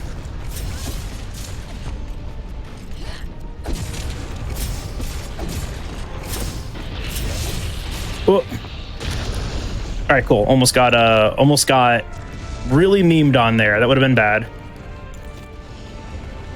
So now we're going to our last core, which is inside of Zora's back. And the last core is where we're going to fade out of bounds. When Zora Madros' back here closes, the game registers you as out of bounds and wants to put you into a position you can be. And when Zora is transitioning to phase 2, that's the left side of the barricade. Can you please start the next one? Thank you. We're in a little bit of an awkward cycle for that magma core explosion. Unfortunately, we're going to get a core explosion as the fade out is happening. So I'm going to hope I don't cart here. Oh gosh, please hurry, please hurry, please hurry, please hurry. Okay, thank you. I have absolutely been carted to that as the transition's happening, and it's really, really bad because then all of this timing gets messed up. Because now we're into phase 2, so now we're using cannons. So we're going to shoot the cannons a little early here too, and then start setting them up.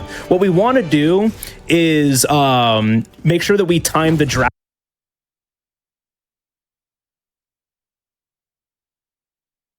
wildly. We're just going to shoot these ones early because for some reason they don't stagger him, but then the next cannon that I shot would stagger him. Instead, we're just going to wait for him to get up to the barrier now, because one of the requirements for this quest to end is that the barrier health is displayed under the like quest information on the right hand side. Once that's there, we can go ahead and launch the Dragonator. I'm going to try to, like, you know, queue it up a little bit just to save a second or two.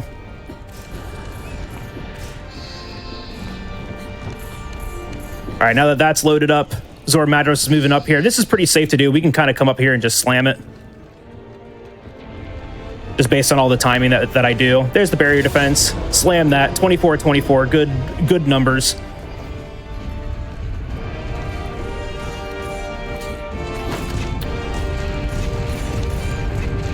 Just listening for an audio cue here. There it is. Because once we hear that, we got to switch back to 144. And just make sure, yep, craft my pitfall.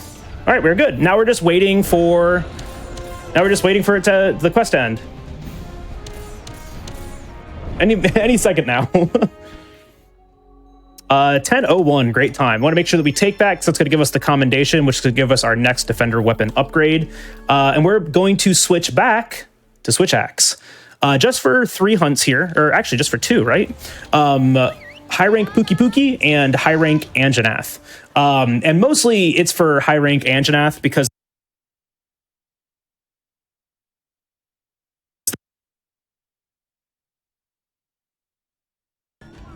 we now have our 3rd level, our Defender 3 Switch Axe.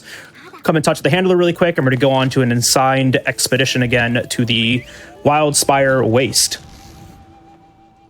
So this is now good. We have now entered high rank. We're in the high rank portion of the game. So monsters have more health. They deal more damage. Things just got a lot scarier, right?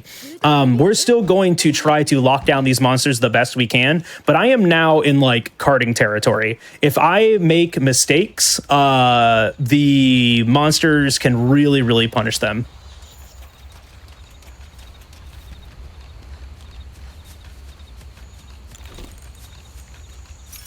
Just going to make sure that we have all of our stuff crafted and ready to go. Do a little dodge here. And these are the tracks that we were talking about earlier. These are our question mark Rathian tracks. So now we have a little bit of an investigation to do. And we'll talk about more of that later, but we're going to grab 6 tracks total here before fighting the monster. How did that miss? All right, cool.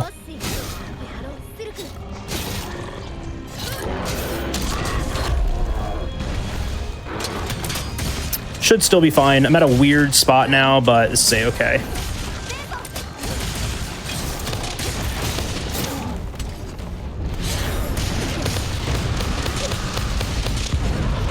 All right, good clagger. Yeah, a little wing was in the way. We want to get the head on these every single time.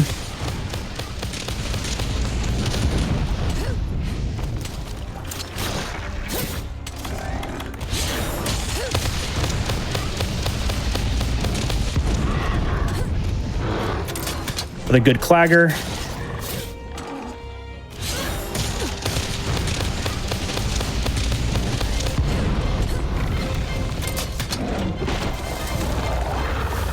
Wait for him to finish this attack. We're using stealth here to reset his AI so I can get my last ZSD in. Perfect timing, literally a frame perfect. Literally a frame perfect ZSD right there. That was really, really close. Our gauge ended the second I started that. We got both of our pods. We are good to go.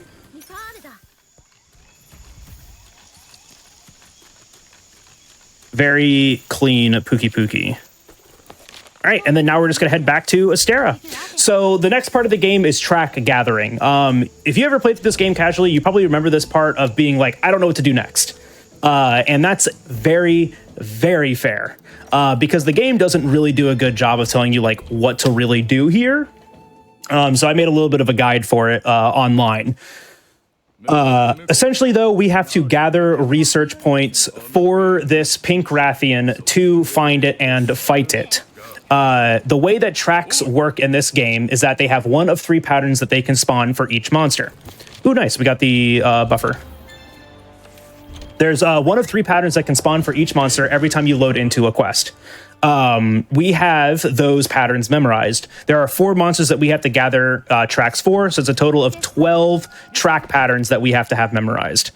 We are talking about fixing these because not all tracks are made the same, and so you can just lose up to 2 minutes from really bad tracks, or you can like have entire PBs.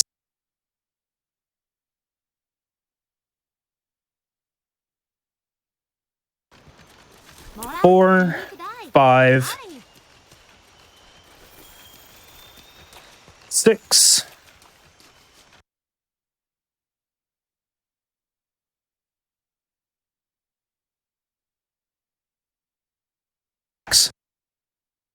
years now.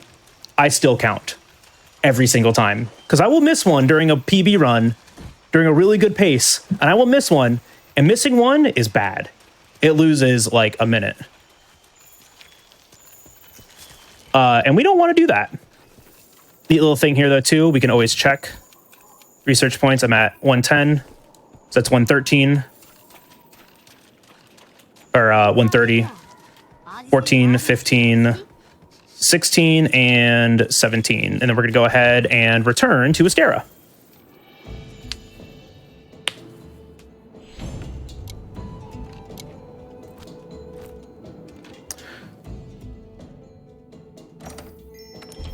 So quick little return to Astera. We're going to do a quick inventory restock here. We're going to get our trap tools back. And then come up here and talk to the chief ecologist. We have just enough research points to talk to him to progress this part of the game.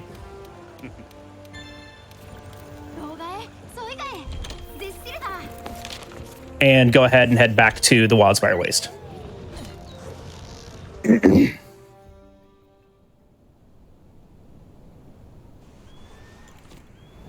And we are going to do the gathering one more time. We need a total of 30 points, and we're currently at 17. Pattern 1 or 2. For those of you that are asking in chat, I believe we are not doing hour breaks today. I think we are foregoing those. Yeah. 18, 19, 20, yeah. 21, 22. So we actually got the best track patterns possible. 23. Why are they always the untimed runs? 24.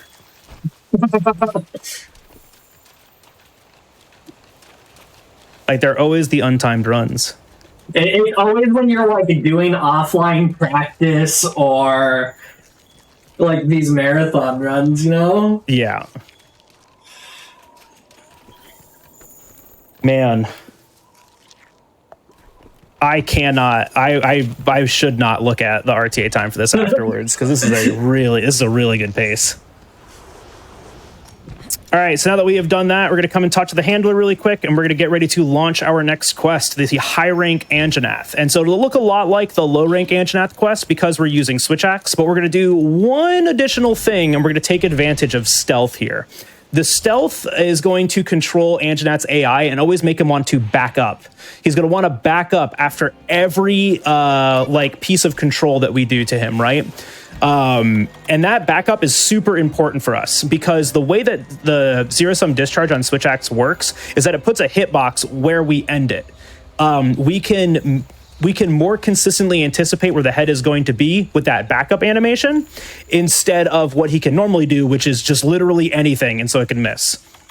We did get a bad spawn for him though, so this loses about like 10 seconds. But that's a-okay. Like that's nothing in the grand scheme of it. Just gonna put down that pitfall trap right there. Okay, cool, he's coming in the right way. We'll go ahead and eat our might seed. Play a little carefully here, because for some reason when he comes in that way, the game has him aggroed onto us, and we're gonna lure him over to our trap. Take off the Gilly Mantle because of the way this game is designed. It's awful. And I'm gonna go ahead and pay attention to this.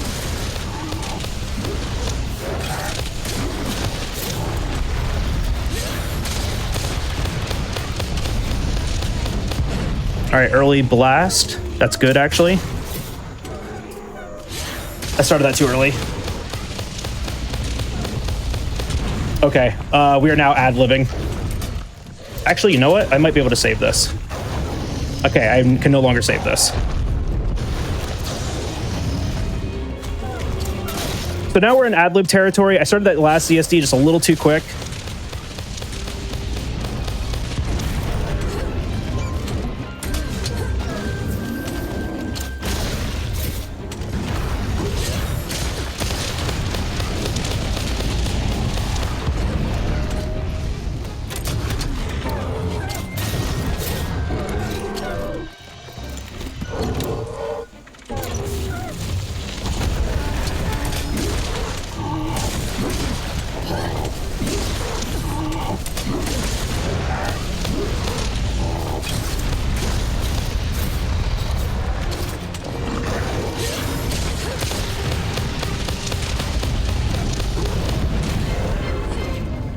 Okay, just gotta get back over there and clutch claw onto him.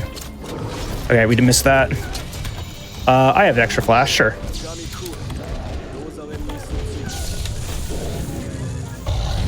A little scuffed. I had to use 2 extra flashes there. I'm not going to restock that now. Oh yeah, I can. All right, we're good. Yeah, we have 3 of them. Cool. All right, okay, a little sloppy. But really, the only reason, like, we probably lose about like 25-ish seconds there, like 25 seconds-ish there. But it was a decent enough recovery, especially because I had the resources still. Yeah, 232, yeah, it's about 20 seconds, so lost 10, so about 10 seconds actually, yeah, so we're good. But next is Pink Rathian. So this fight is a pretty difficult script too. We're going to be switching back to SNS, and I'm going to be completely quiet for this one. It is very precise.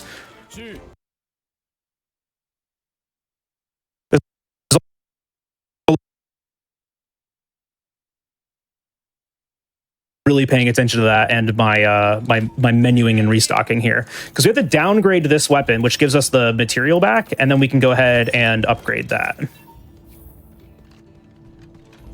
Do one quick restock.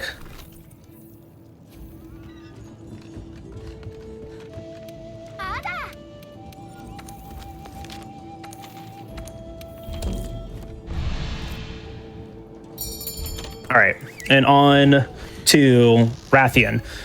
So this one's gonna simulate what's called a drunk bird. So we actually don't have like any time to run up. We're just gonna be dropped directly into the quest. And then now I'm going to be quiet.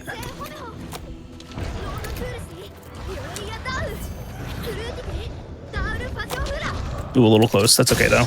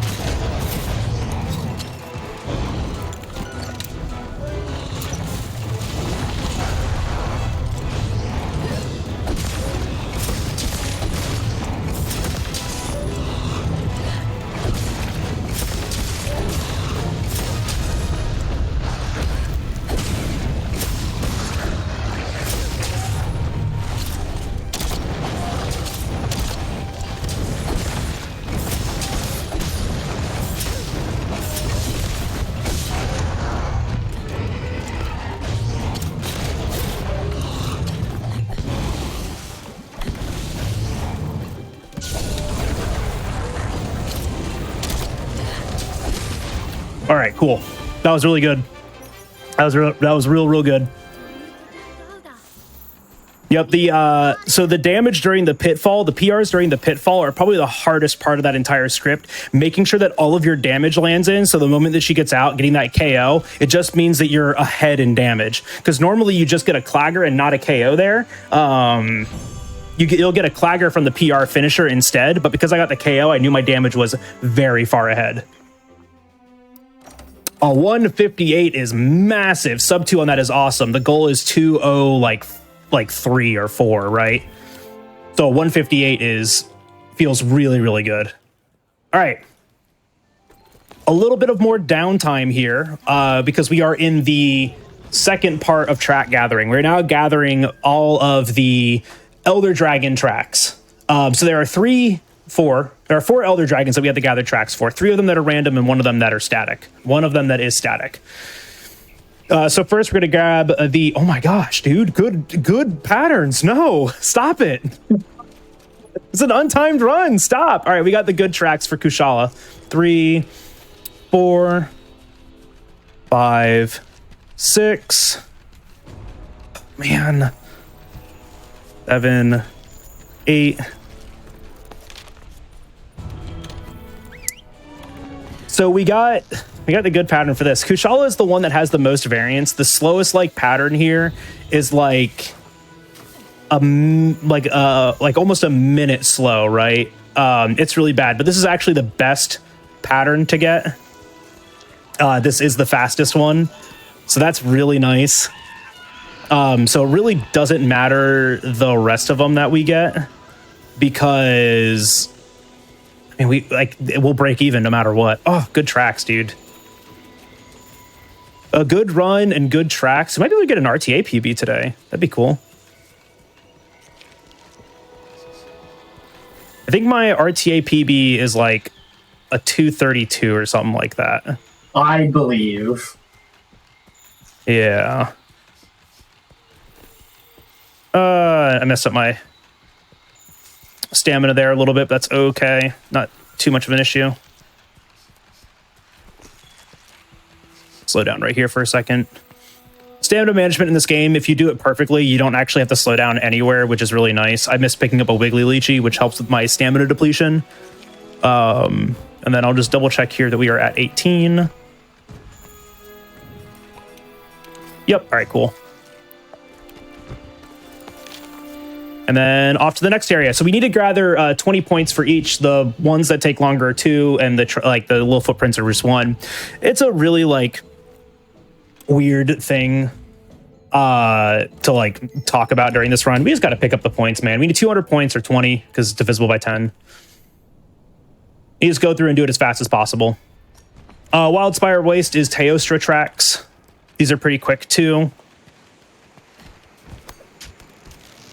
Is there even a time for Fatalis percent? Yeah, I have it. 8 hours, 23 minutes.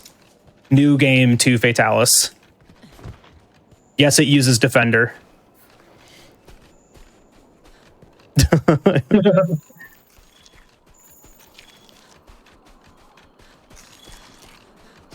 All right, so this is the pattern 3 for Teostra track. So it's the slower one, but not by much.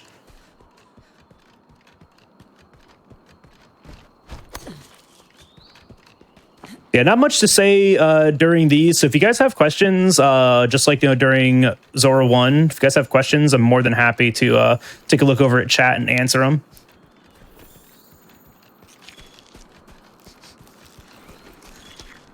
Double check here. I should be at 9.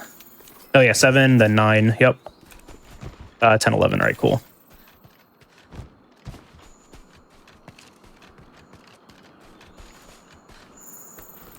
Yeah, sorry, there's just not really too much to say during tracks other than, it's a nice little reprieve for arguably the hardest section of the run.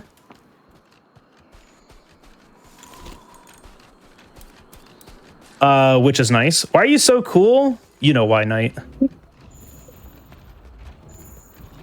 You did this to me. Well, there's a basil geese up here. I'm going to try to avoid seeing it. 13. Hello. Okay, we did it.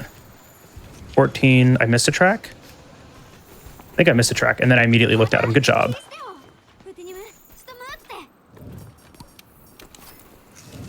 Oh, no, I didn't. That's 17. Yep, all right, we're good. I was trying to avoid looking at them because it hijacks your camera like that. It's a little awkward.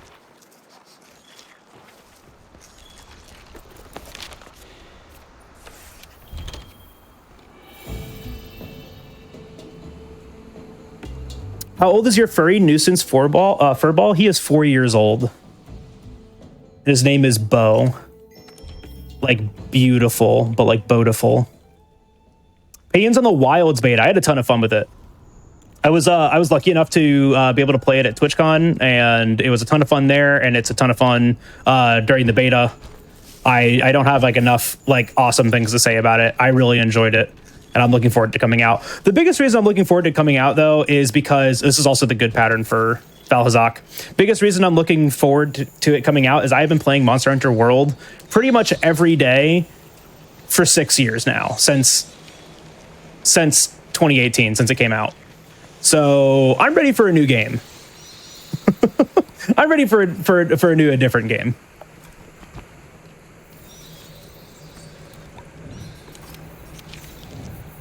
$12, $13, $14, $15, $16,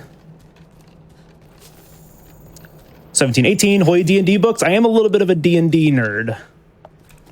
Do enjoy me some D&D every now and then. 1920. Right? Yep, 1920. Nice. All right. So we're just about done with track gathering, but we're about to go to the Everstream to gather Nergigante's tracks. So you remember on Zora Magdaros 2, we broke Nergigante's horn. That gave us 40 research points. If we didn't do that, we would actually be 30 research points after this track gathering. So it saves like a minute just getting that horn break.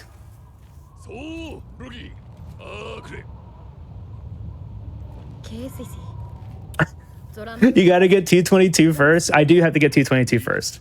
What class is the most fun? Oh, in D&D? Oh, man. It's incredibly subjective. Class is the most fun in D&D.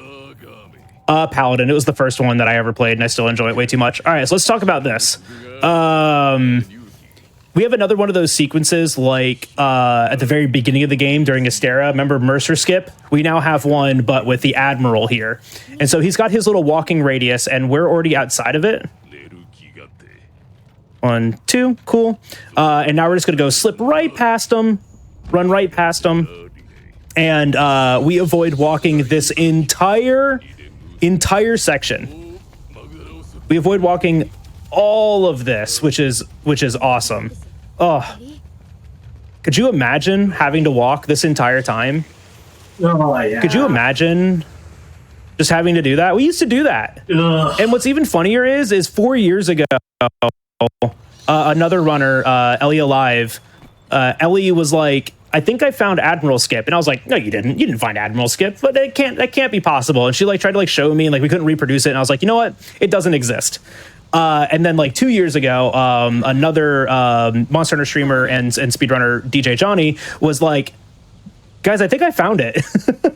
and sure enough, he found it, and so we revisited it. And easy peasy, one of the easiest skips in the game.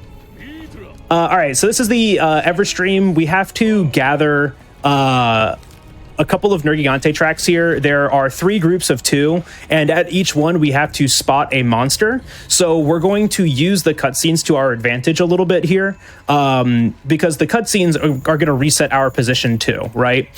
So especially on the next set, it's actually kind of neat. We're just going to grab these 2 tracks here, though, and dodge into the cutscene. And right at the beginning of the cutscene, this monster is going to roar. We're just going to hold back left, and we're outside of the range of the roar. Pretty funny. Now we're just going to jump down here, now that we're away from that monster, and grab the first set of spikes and then dodge into the cutscene. And the cutscene's going to put us right in front of the second set, which is incredibly convenient. So we just dodge in. Right in front of it, we're going to put on the Ghillie Mantle, just to avoid getting roared by this monster or interacted with by this monster, and we're gonna go on our merry way. You can also drop the rock on him there, but it loses like 8 seconds, so we just don't do that. Take off the mantle when we jump off of here, so we don't have to deal with that animation later, and run into our third cutscene trigger. Now that we're done with that, we just have 2 more tracks to gather, and we do the track gathering in this way so we can actually return via menu here. It's just a really like small optimization, but it's kind of cool, right? It's like one of those like things that we just didn't do for the longest time, and then when we started doing it, we're like, why weren't we doing that? All right, and then now we are done.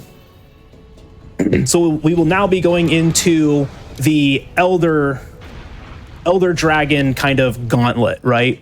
There are only 5 hunts left of the speedrun, and all of them go by very, very quick. They are highly technical. They are very high skill ceiling.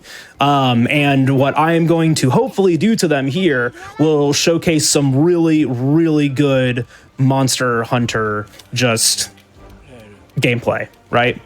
And just really taking advantage of mechanics. And I'll try to explain like what we're doing a little bit when we go into it, so you can kind of have an idea of what's happening. But for the most part, I'm going to be silent during these hunts because they are difficult. Before we go on to this Narigante hunt, though, we do have to craft our upgrade. We just fought the Rathian, right, which is another upgrade point for us. That'll give us the Defender Sword and Shield 4. I'll go upgrade, go over to here, and quickly upgrade that. Oh, and I need to do one more thing. Palico weapon. Almost forgot. We need to make sure that our Palico has the high rank Pookie weapon for poison on the last monster.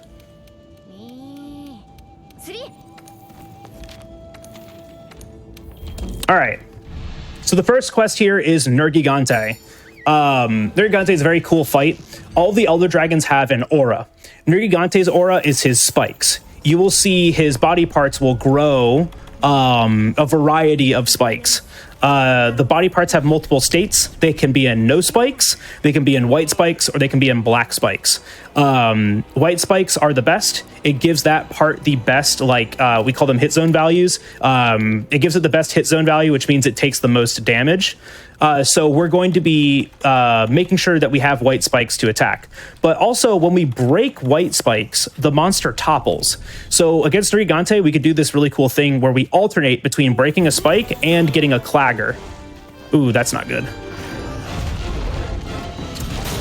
All right, bad opening attack, but we're still gonna get this wall bang off.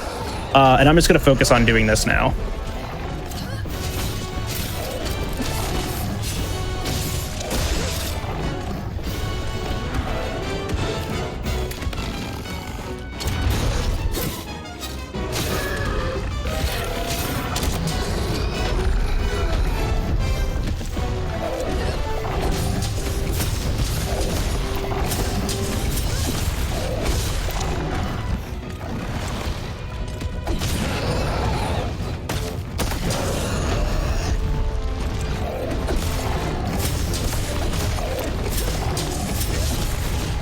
All right, we got that horn break there. Good. There's a little bit of variance in the script. Getting that horn break just tells me which way I have to go with it, which is the way I am used to. Big jump.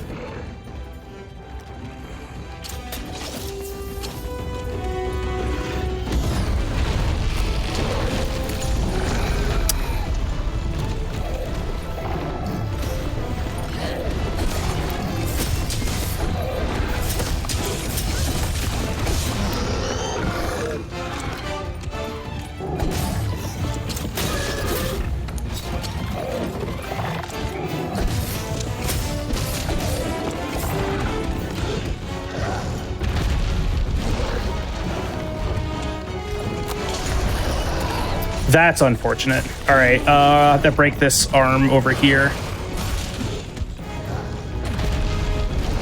All right, so we've already lost the script. Good blast proc. 1, 2, 3. It looked like the rock hit the head, so it broke the horn instead of giving me a topple.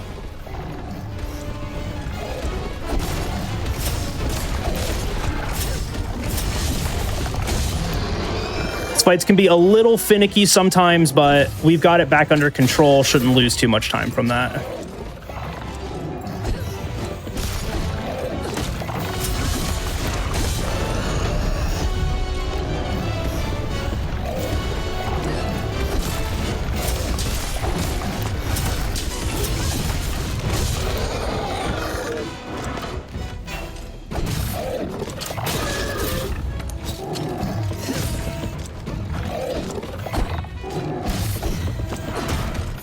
All right, the Enraged Roar saved me from that guard slash.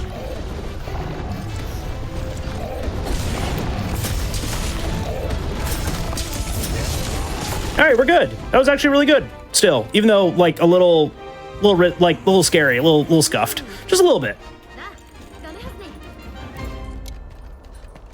But that fight can go very wrong very fast. Guard slashes generally lose scripts. I got really lucky there that we got a guard slash before an Enraged Roar, which gave me plenty of opening to get that PR finisher still. And when he breaks that middle rock like that, it's a little unfortunate because the normal way that that script goes is I wallbang him into that rock. But because we got a horn break with the rock drop and then a spike break for the to get the script back for the topple, it actually gave me that clagger at a different time, which I didn't need to do the wall bang. So interesting. Definitely a little bit slower than the normal way to do it, but only by a couple of seconds.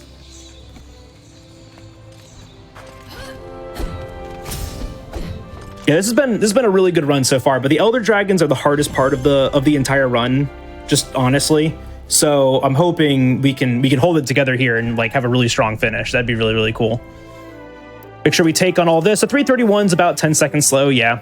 Really only like 5 seconds. Like a 326 is like a 325 is kind of like the goal. Anything below that is really good. So that wasn't terrible.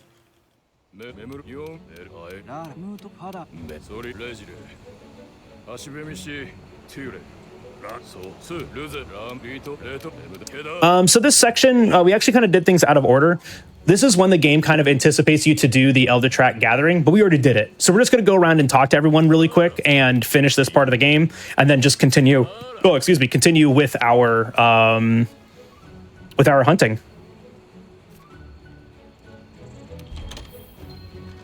Yes, we have the last 3 Elder Dragon fights: Kushala Daora, Valhazak, and Teostra, and then our final boss, Xenojiva, which is the namesake of the category, Xenopercent. So we only have 4 hunts left, not much left. And then also you notice I took on that Nergigante. The Immortal Dragon Scale, or the Nergigante scale, gives me the last upgrade for this weapon. So now we have the strongest weapon in the base game of Monster Hunter World.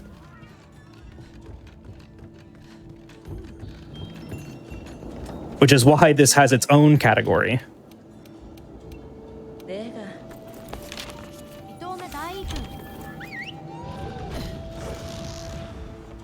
Yeah, these last 3 fights are very, very tight technical fights. We take advantage of just like the game's design to try to lock them down the best we can. Kushala and Teostra both have full locks. That they're very, very hard to do. They're, you know, like when you do them right, it feels like it was the easiest thing in the world. But like when you actually look at the minutia of it, it's really difficult. The Valhazak fight is what we call a pseudo script. It's not a full script in that it's going to go that way every single time, but a pseudo script in that it's dependent on what the monster does too and how our damage gets dealt, mostly because we're going to be using a lot of slinger bursting. All right. First up is Kushala Daora. So Kushala is a very unique monster. You've been seeing us attack monsters, and generally they'll alternate between like staggers and then like claggers, right? You'll see a monster clagger a ton in between things. However, this monster does not have a clagger threshold on its head. So what that means for us is he's only going to head topple. However, the damage for that head topple is pretty it's pretty low, so it's very easy for us to over damage that. If we over damage it, the idea is that we're trying to deal enough damage while the monster's on the ground, so by the time it stands up, our finisher, the PR finisher, gets the last little bit of damage needed to start the next head knockdown. But I'm going to really pay attention to both blast procs, like the blast ailment that we do, and then also this little trap on the ground that's just these crystals to make sure that I don't over damage the head. I'm going to go ahead and pay attention to that now.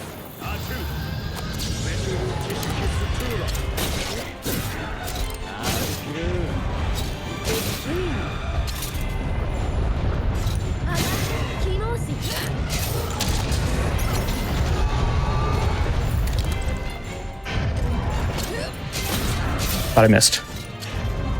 Little monkus deer.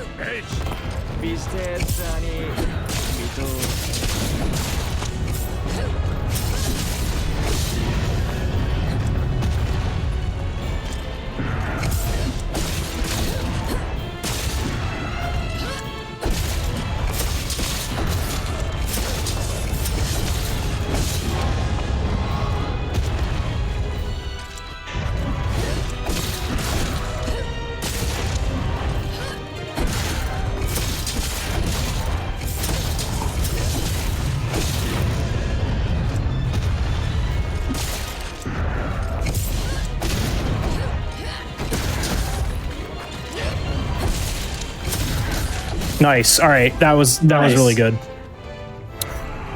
So you may have noticed it a couple of times there where I intentionally prolonged my perfect rush combo to miss attacks, and I had to do that because of damage that I dealt earlier, either 2 blast procs or a blast proc and crystal damage. And if I would have hit that attack, I would have overwritten the threshold and missed the headlock. So that was just really, oh man, that was really good. Dude, I'm so mad I don't have my timer going. Oh man, this is such a good run right now. Just grabbing a couple of items here. We need to grab more might seeds just for the next hunt because, you know, we only have 2 right now, right? And we need both of those for the next hunt. I also grabbed a Mandragora, so we have another max potion. Ideally, we don't need the max potions, right? But there, especially on this next hunt, Valhazak, there might just be moments where we just lose half of our health for no reason, right? So we want to make sure 238. That's really good. I usually get a 248. All right, cool, sick. That was really good. Let's keep it going. Valhazak. This fight's probably the hardest one to do cleanly, though, just because there's a lot of variance to it. So we really have to pay attention to like where damage is being dealt. There's also small monsters here that like to be annoying. Just a lot of stuff that's it's a lot of like what can go wrong will go wrong. You know, a lot of Murphy's Law acting in this place. But we have a lot of contingencies and backups to help us keep the speed that we need. Grabbing puddle pods here, this water moss, because we don't want the torch pods, because the torch pods can actually deal damage and mess up our script. It's happened way too many times, so we grab the puddle pod instead. Valhazak has an aura that is called Effluvia. Effluvia is the essence of death. Effluvia is a status that builds up on us, and if it gets too high, it just halves our health. Halves our total health, cuts it in half. Makes this really, really scary because there are some times that we do get hit by this thing. And like we just cannot do anything about it. So We just gonna play really, really safely. I'm not gonna really explain what we're gonna do here. I'm just gonna try to like do it. Just trying to bait out AI right now. All right, that's good enough. Nope, wait. Yeah, that works. We just want him aimed at this wall so we can wall bang. I missed. All right, bro is... All right, we got it. Nice. Really awkward claw uppercut here. We're trying to hit the back, not the leg, and we got the back. Nice. To tenderize the belly and drop pierce pods. He's going to jump back, and Gyros are already attacking him, so we want to try to pull him this way. So the Gyros leave him alone. Oh, wow. Nice. We got the good attack.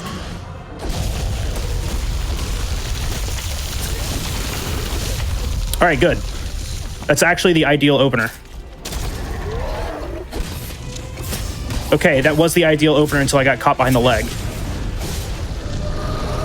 That should be fine, though. We should be queued up for the next one.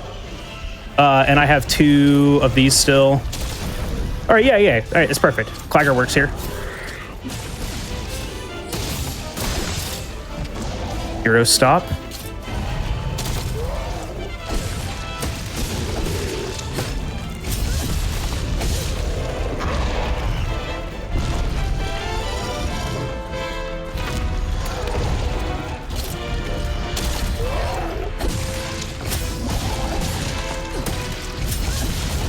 Clagger? Okay, no Clagger.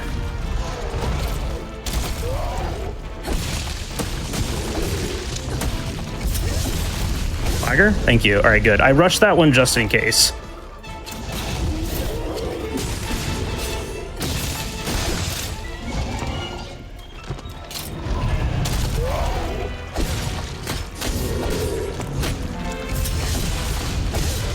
This one's gonna hit me. Oh, it didn't. Positioning of a god.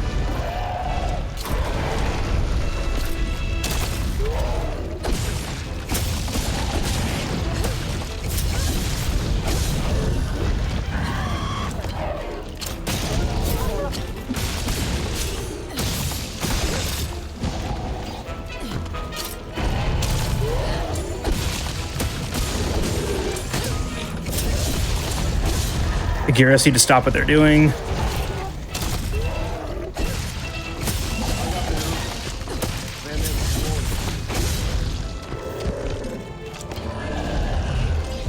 All right, now we have to find a pierce pod on the ground somewhere. There we go. There's one. Yeah, I saw that Gyros behind me. It's okay though.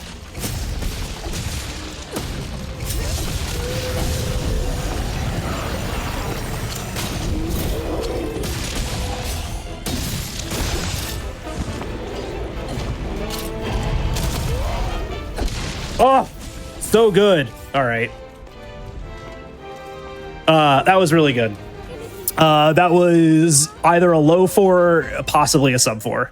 It looks like a low 4. That was really good.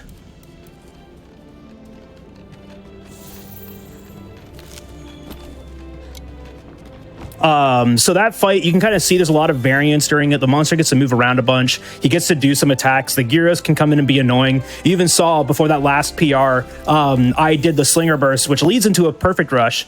And the Gyros hit me at the same time, which knocks me out of the perfect rush animation. Gathering a couple more might seeds here because for the next hunt we need 3, and we're gonna grab in total here 4. We had 1 left over because we only had to use 1. Sometimes you use 2, but I was really close to the end there, so I was like, you know what, we just use 1. So 2 more hunts left. We have Teostra, which is a very difficult fight too. I say that for all of them. They are all very, very hard. Teostra's probably the one that I struggle with the most. 416 is a great time. What the heck? 430 is my goal. 416 is very good. And the fastest I've gotten is like a 406. I don't think I've gotten sub 4.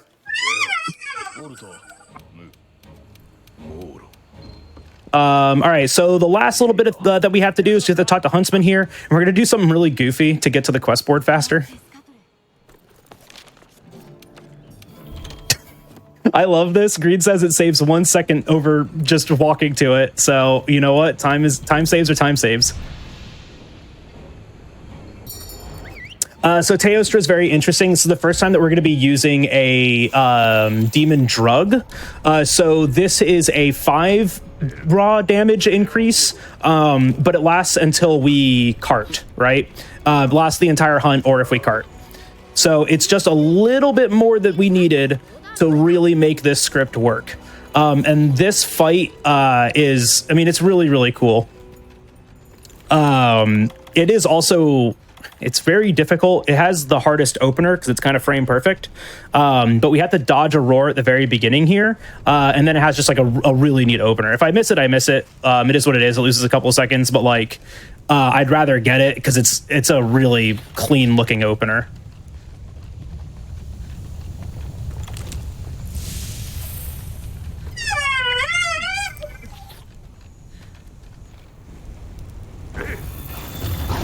Nice, we got it. A lot like Iana, we're gonna mount him.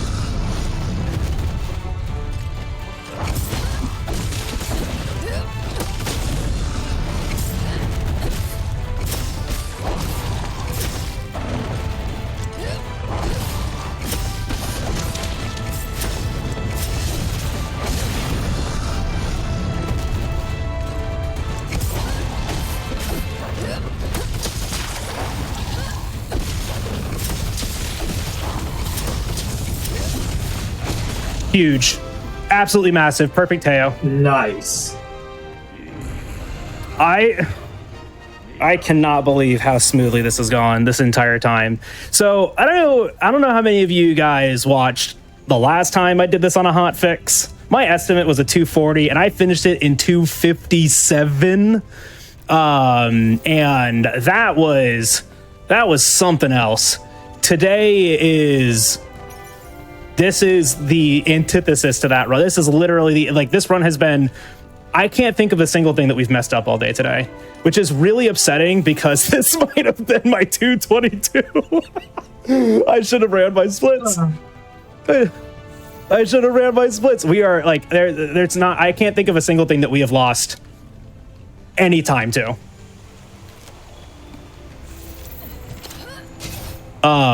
This has been a really clean run, which honestly, this is awesome. We maybe we'll figure out a way to time it out. I don't know, man.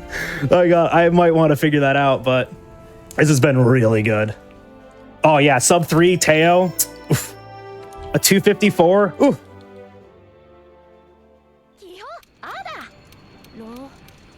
All right, so we have the last hunt now, Xenojiva. And this fight can go really well or really poorly, but it should only take about 5 minutes to do. We're going to do the exact same thing, though. We're going to find his left hand, and we're going to bully it. That hand, he's not allowed to use it. He's got to be a right-hander. No more left hands. And we're just gonna keep attacking that hand over and over using Perfect Rush like we've been doing with everything else, and it's gonna be a leg lock. But we're pretty much through the hardest part of the run. Now we're gonna do probably like this isn't really difficult, but it is pretty technical. I'm just gonna lock in for it. We are also gonna bring the cat because the cat deals poison damage and Xeno takes a ton of poison damage. So the cat's gonna be with us too. It shaves off a couple of seconds. I think like 25. It's pretty considerable. But then we do have to deal with cat AI sometimes. But it's honestly worth it for this. Yeah. So I'm just gonna be quiet and lock it in. There's 2 phases to this fight. I'm gonna try to do phase 1 perfectly. And if we do phase 1 perfectly, we set it up for just like a single hit to start the lock in phase 2.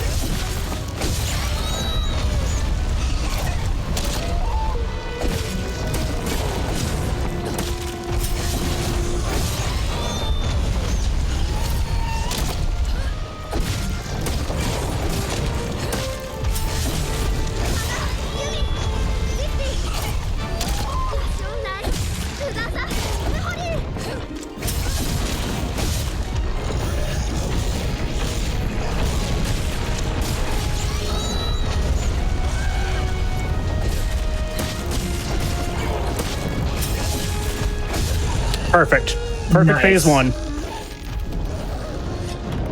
All right, that's the hard part. Now here's the second hard part.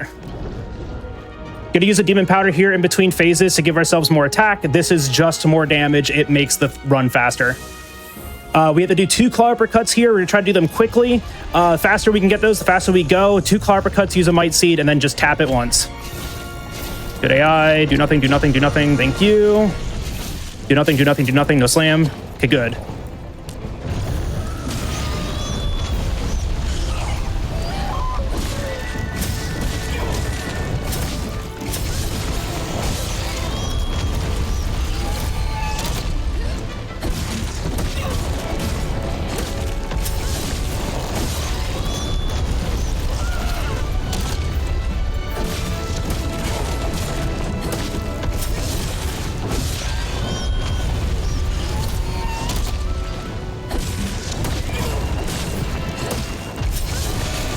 Yellow icon.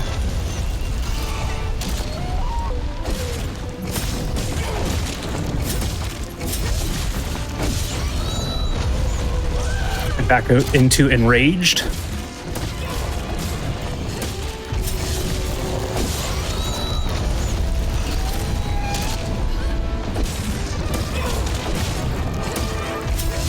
Bad positioning, dang. I was just too far away. That's okay, he gave me a good attack here.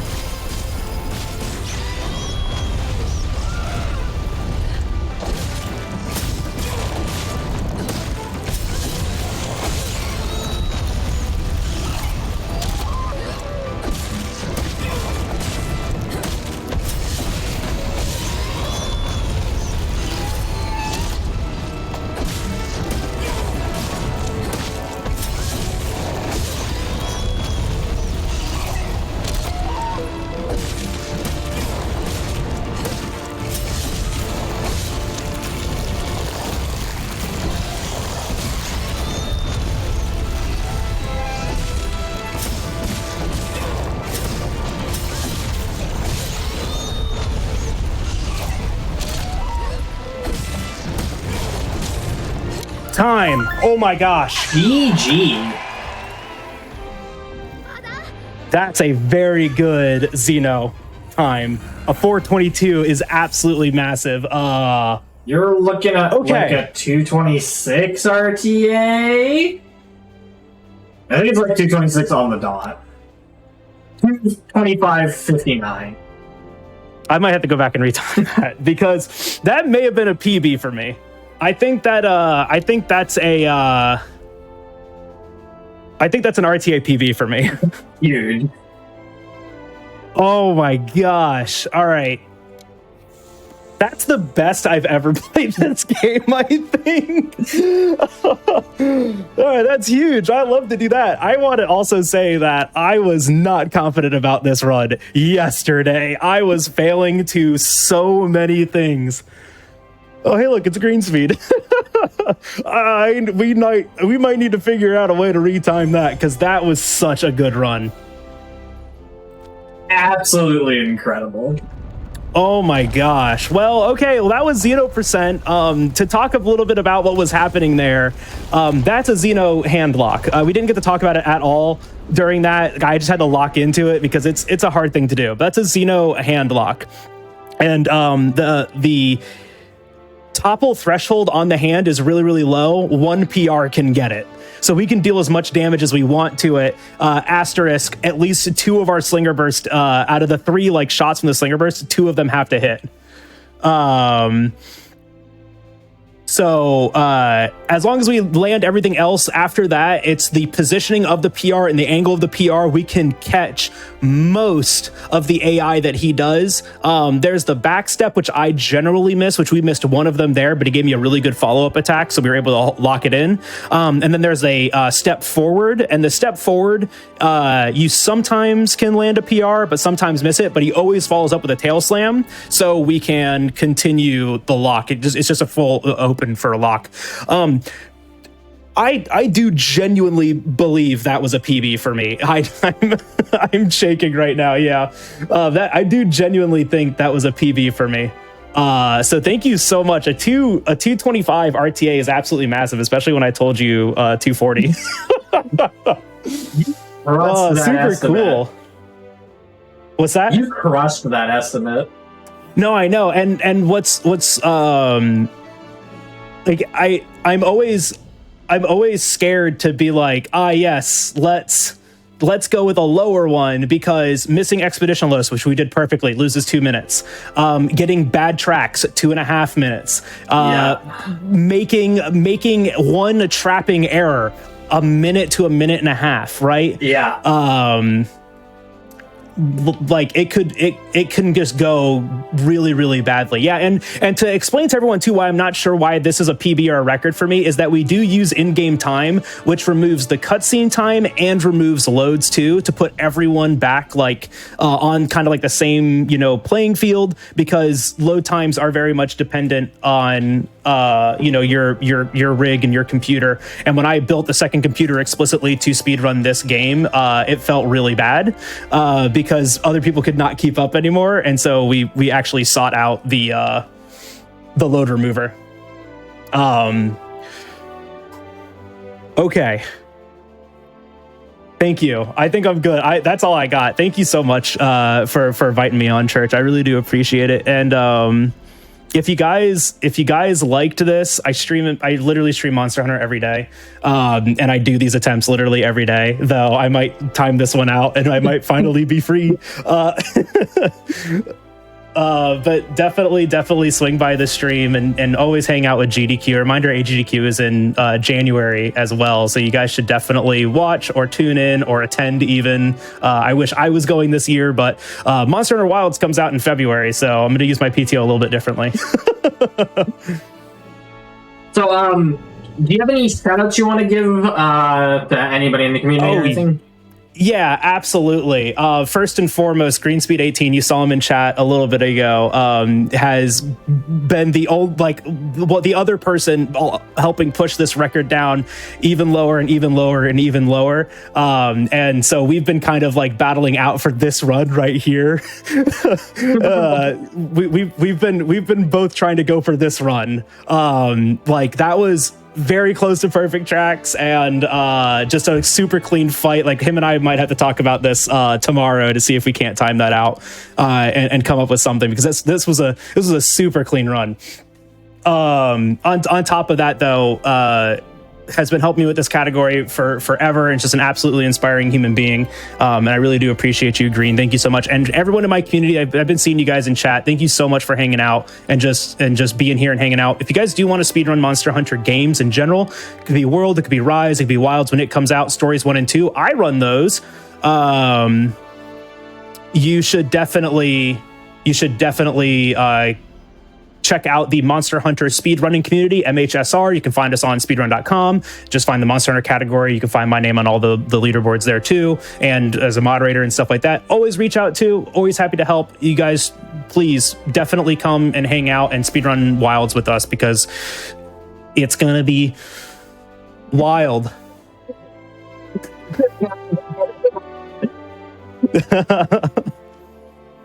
So yeah, thank you guys, and legitimately, I do think this was a world record. So we just have to go back and time it.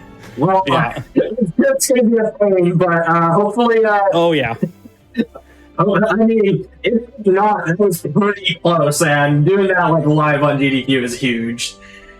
Yeah, and thank you, like legitimately, thank you for having me. I mean, I don't, the vibes here were immaculate. You guys were awesome in chat, and Church. Thank you for keeping me company and laughing at my one-offs. I really do appreciate it, guys. You guys just kept the vibes and the energy so high today, and made. I mean, you helped me. You helped me do this, so thank you. So, I know you mentioned you've been doing a lot of this game. If you did that world record, if you are free, are you going to keep running this? Or are you looking at doing any of the other Monster Hunter games? So, a little bit of column A, a little bit of column B. We were talking about it during this. Fatalis Percent is a project that I've been working on for a really long time. And we just did a charity event. So one of the goals for the charity event was to do a Fatalis Percent with a weapon that chat gets to pick. So we're going to be doing a Fatalis Percent with probably a weapon I don't want to be using. So that's coming up. I'm going to be learning Generations Ultimate here soon, before Wilds comes out, which if you guys don't know what that game is, that's the Switch Monster Hunter game that's not Rise. Gen U is a super cool old school style Monster Hunter game that I have like 600 hours in casually, but I've never tried to speedrun it before, so I'm going to be trying my hand out at that, and then if I can finish all that up in an appropriate amount of time, I might be going back to Monster Hunter Stories, which turn-based Monster Hunter game. It's Pokemon but Monster Hunter, and inundated with RNG, just tragically so. So it's a really difficult speedrun. Well, definitely everybody should check Jal out here. Fantastic Monster Hunter speedrunner. Always a pleasure to have you on, and thank you. Good luck in all your future endeavors. I know you've been working on that Fatalis run, so oh yeah. I got it to a point that I'm happy with, which was under 9 hours and with a really, really clean route. So like it's 8 hours and 23 minutes. I don't know if I'm going to go for anything lower than that, but we'll see what happens. It's pretty impressive for that run. So. Oh my gosh, yeah. Yeah. Definitely be sure to check Jal out. And if you're interested in Monster Hunter speedrunning, the Monster Hunter community is very welcoming. They'll help you out. So if you're interested, give it a go. There are shorter categories too, I believe, that you can do. Oh yeah. So, no, especially for full game. There's a category for just up to Zora 1. There's a category for just up to Zora 2. I always recommend people, when you're trying to learn the longer ones, to tackle it in segments. I spent a year speedrunning Zora 1 before I even started trying to do Zora 2 or Xeno. So there are definitely other places to go to, and if you don't want to do full game, there's also ILs, right? Like you can just take a post game file and you can go and do individual quest speed runs, which is probably the most common things. A bunch of IL speedrunners in chat right now that are incredible at this game, and especially with Wilds coming out too, like now's a great time to get into Monster Hunter. Yeah, definitely. If you're interested, go check it out. Do you have any closing thoughts or anything? I don't got anything. Thank you guys so much for hanging out. once again, my name is Zhao Bagel. Find me on twitch.tv/Zhao Bagel or youtube.com/Zhao Bagel. Find me at both those places. Feel free to come out, hang out, play Monster Hunter. You know, I've been doing it for 6 years now, and I'm going to keep doing it for 6 more, hopefully. Yeah. Well, everyone, that's all we have for you right now. Don't tune out. We do have speedruns from the crypt coming up, and I knew what the game was about 10 minutes ago, and I don't remember anymore. But Fatal Frame, thank you. Fatal Frame is coming up, so we're going to take a quick break while we get set for that, and then we'll be back with Fatal Frame and speedruns from the crypt.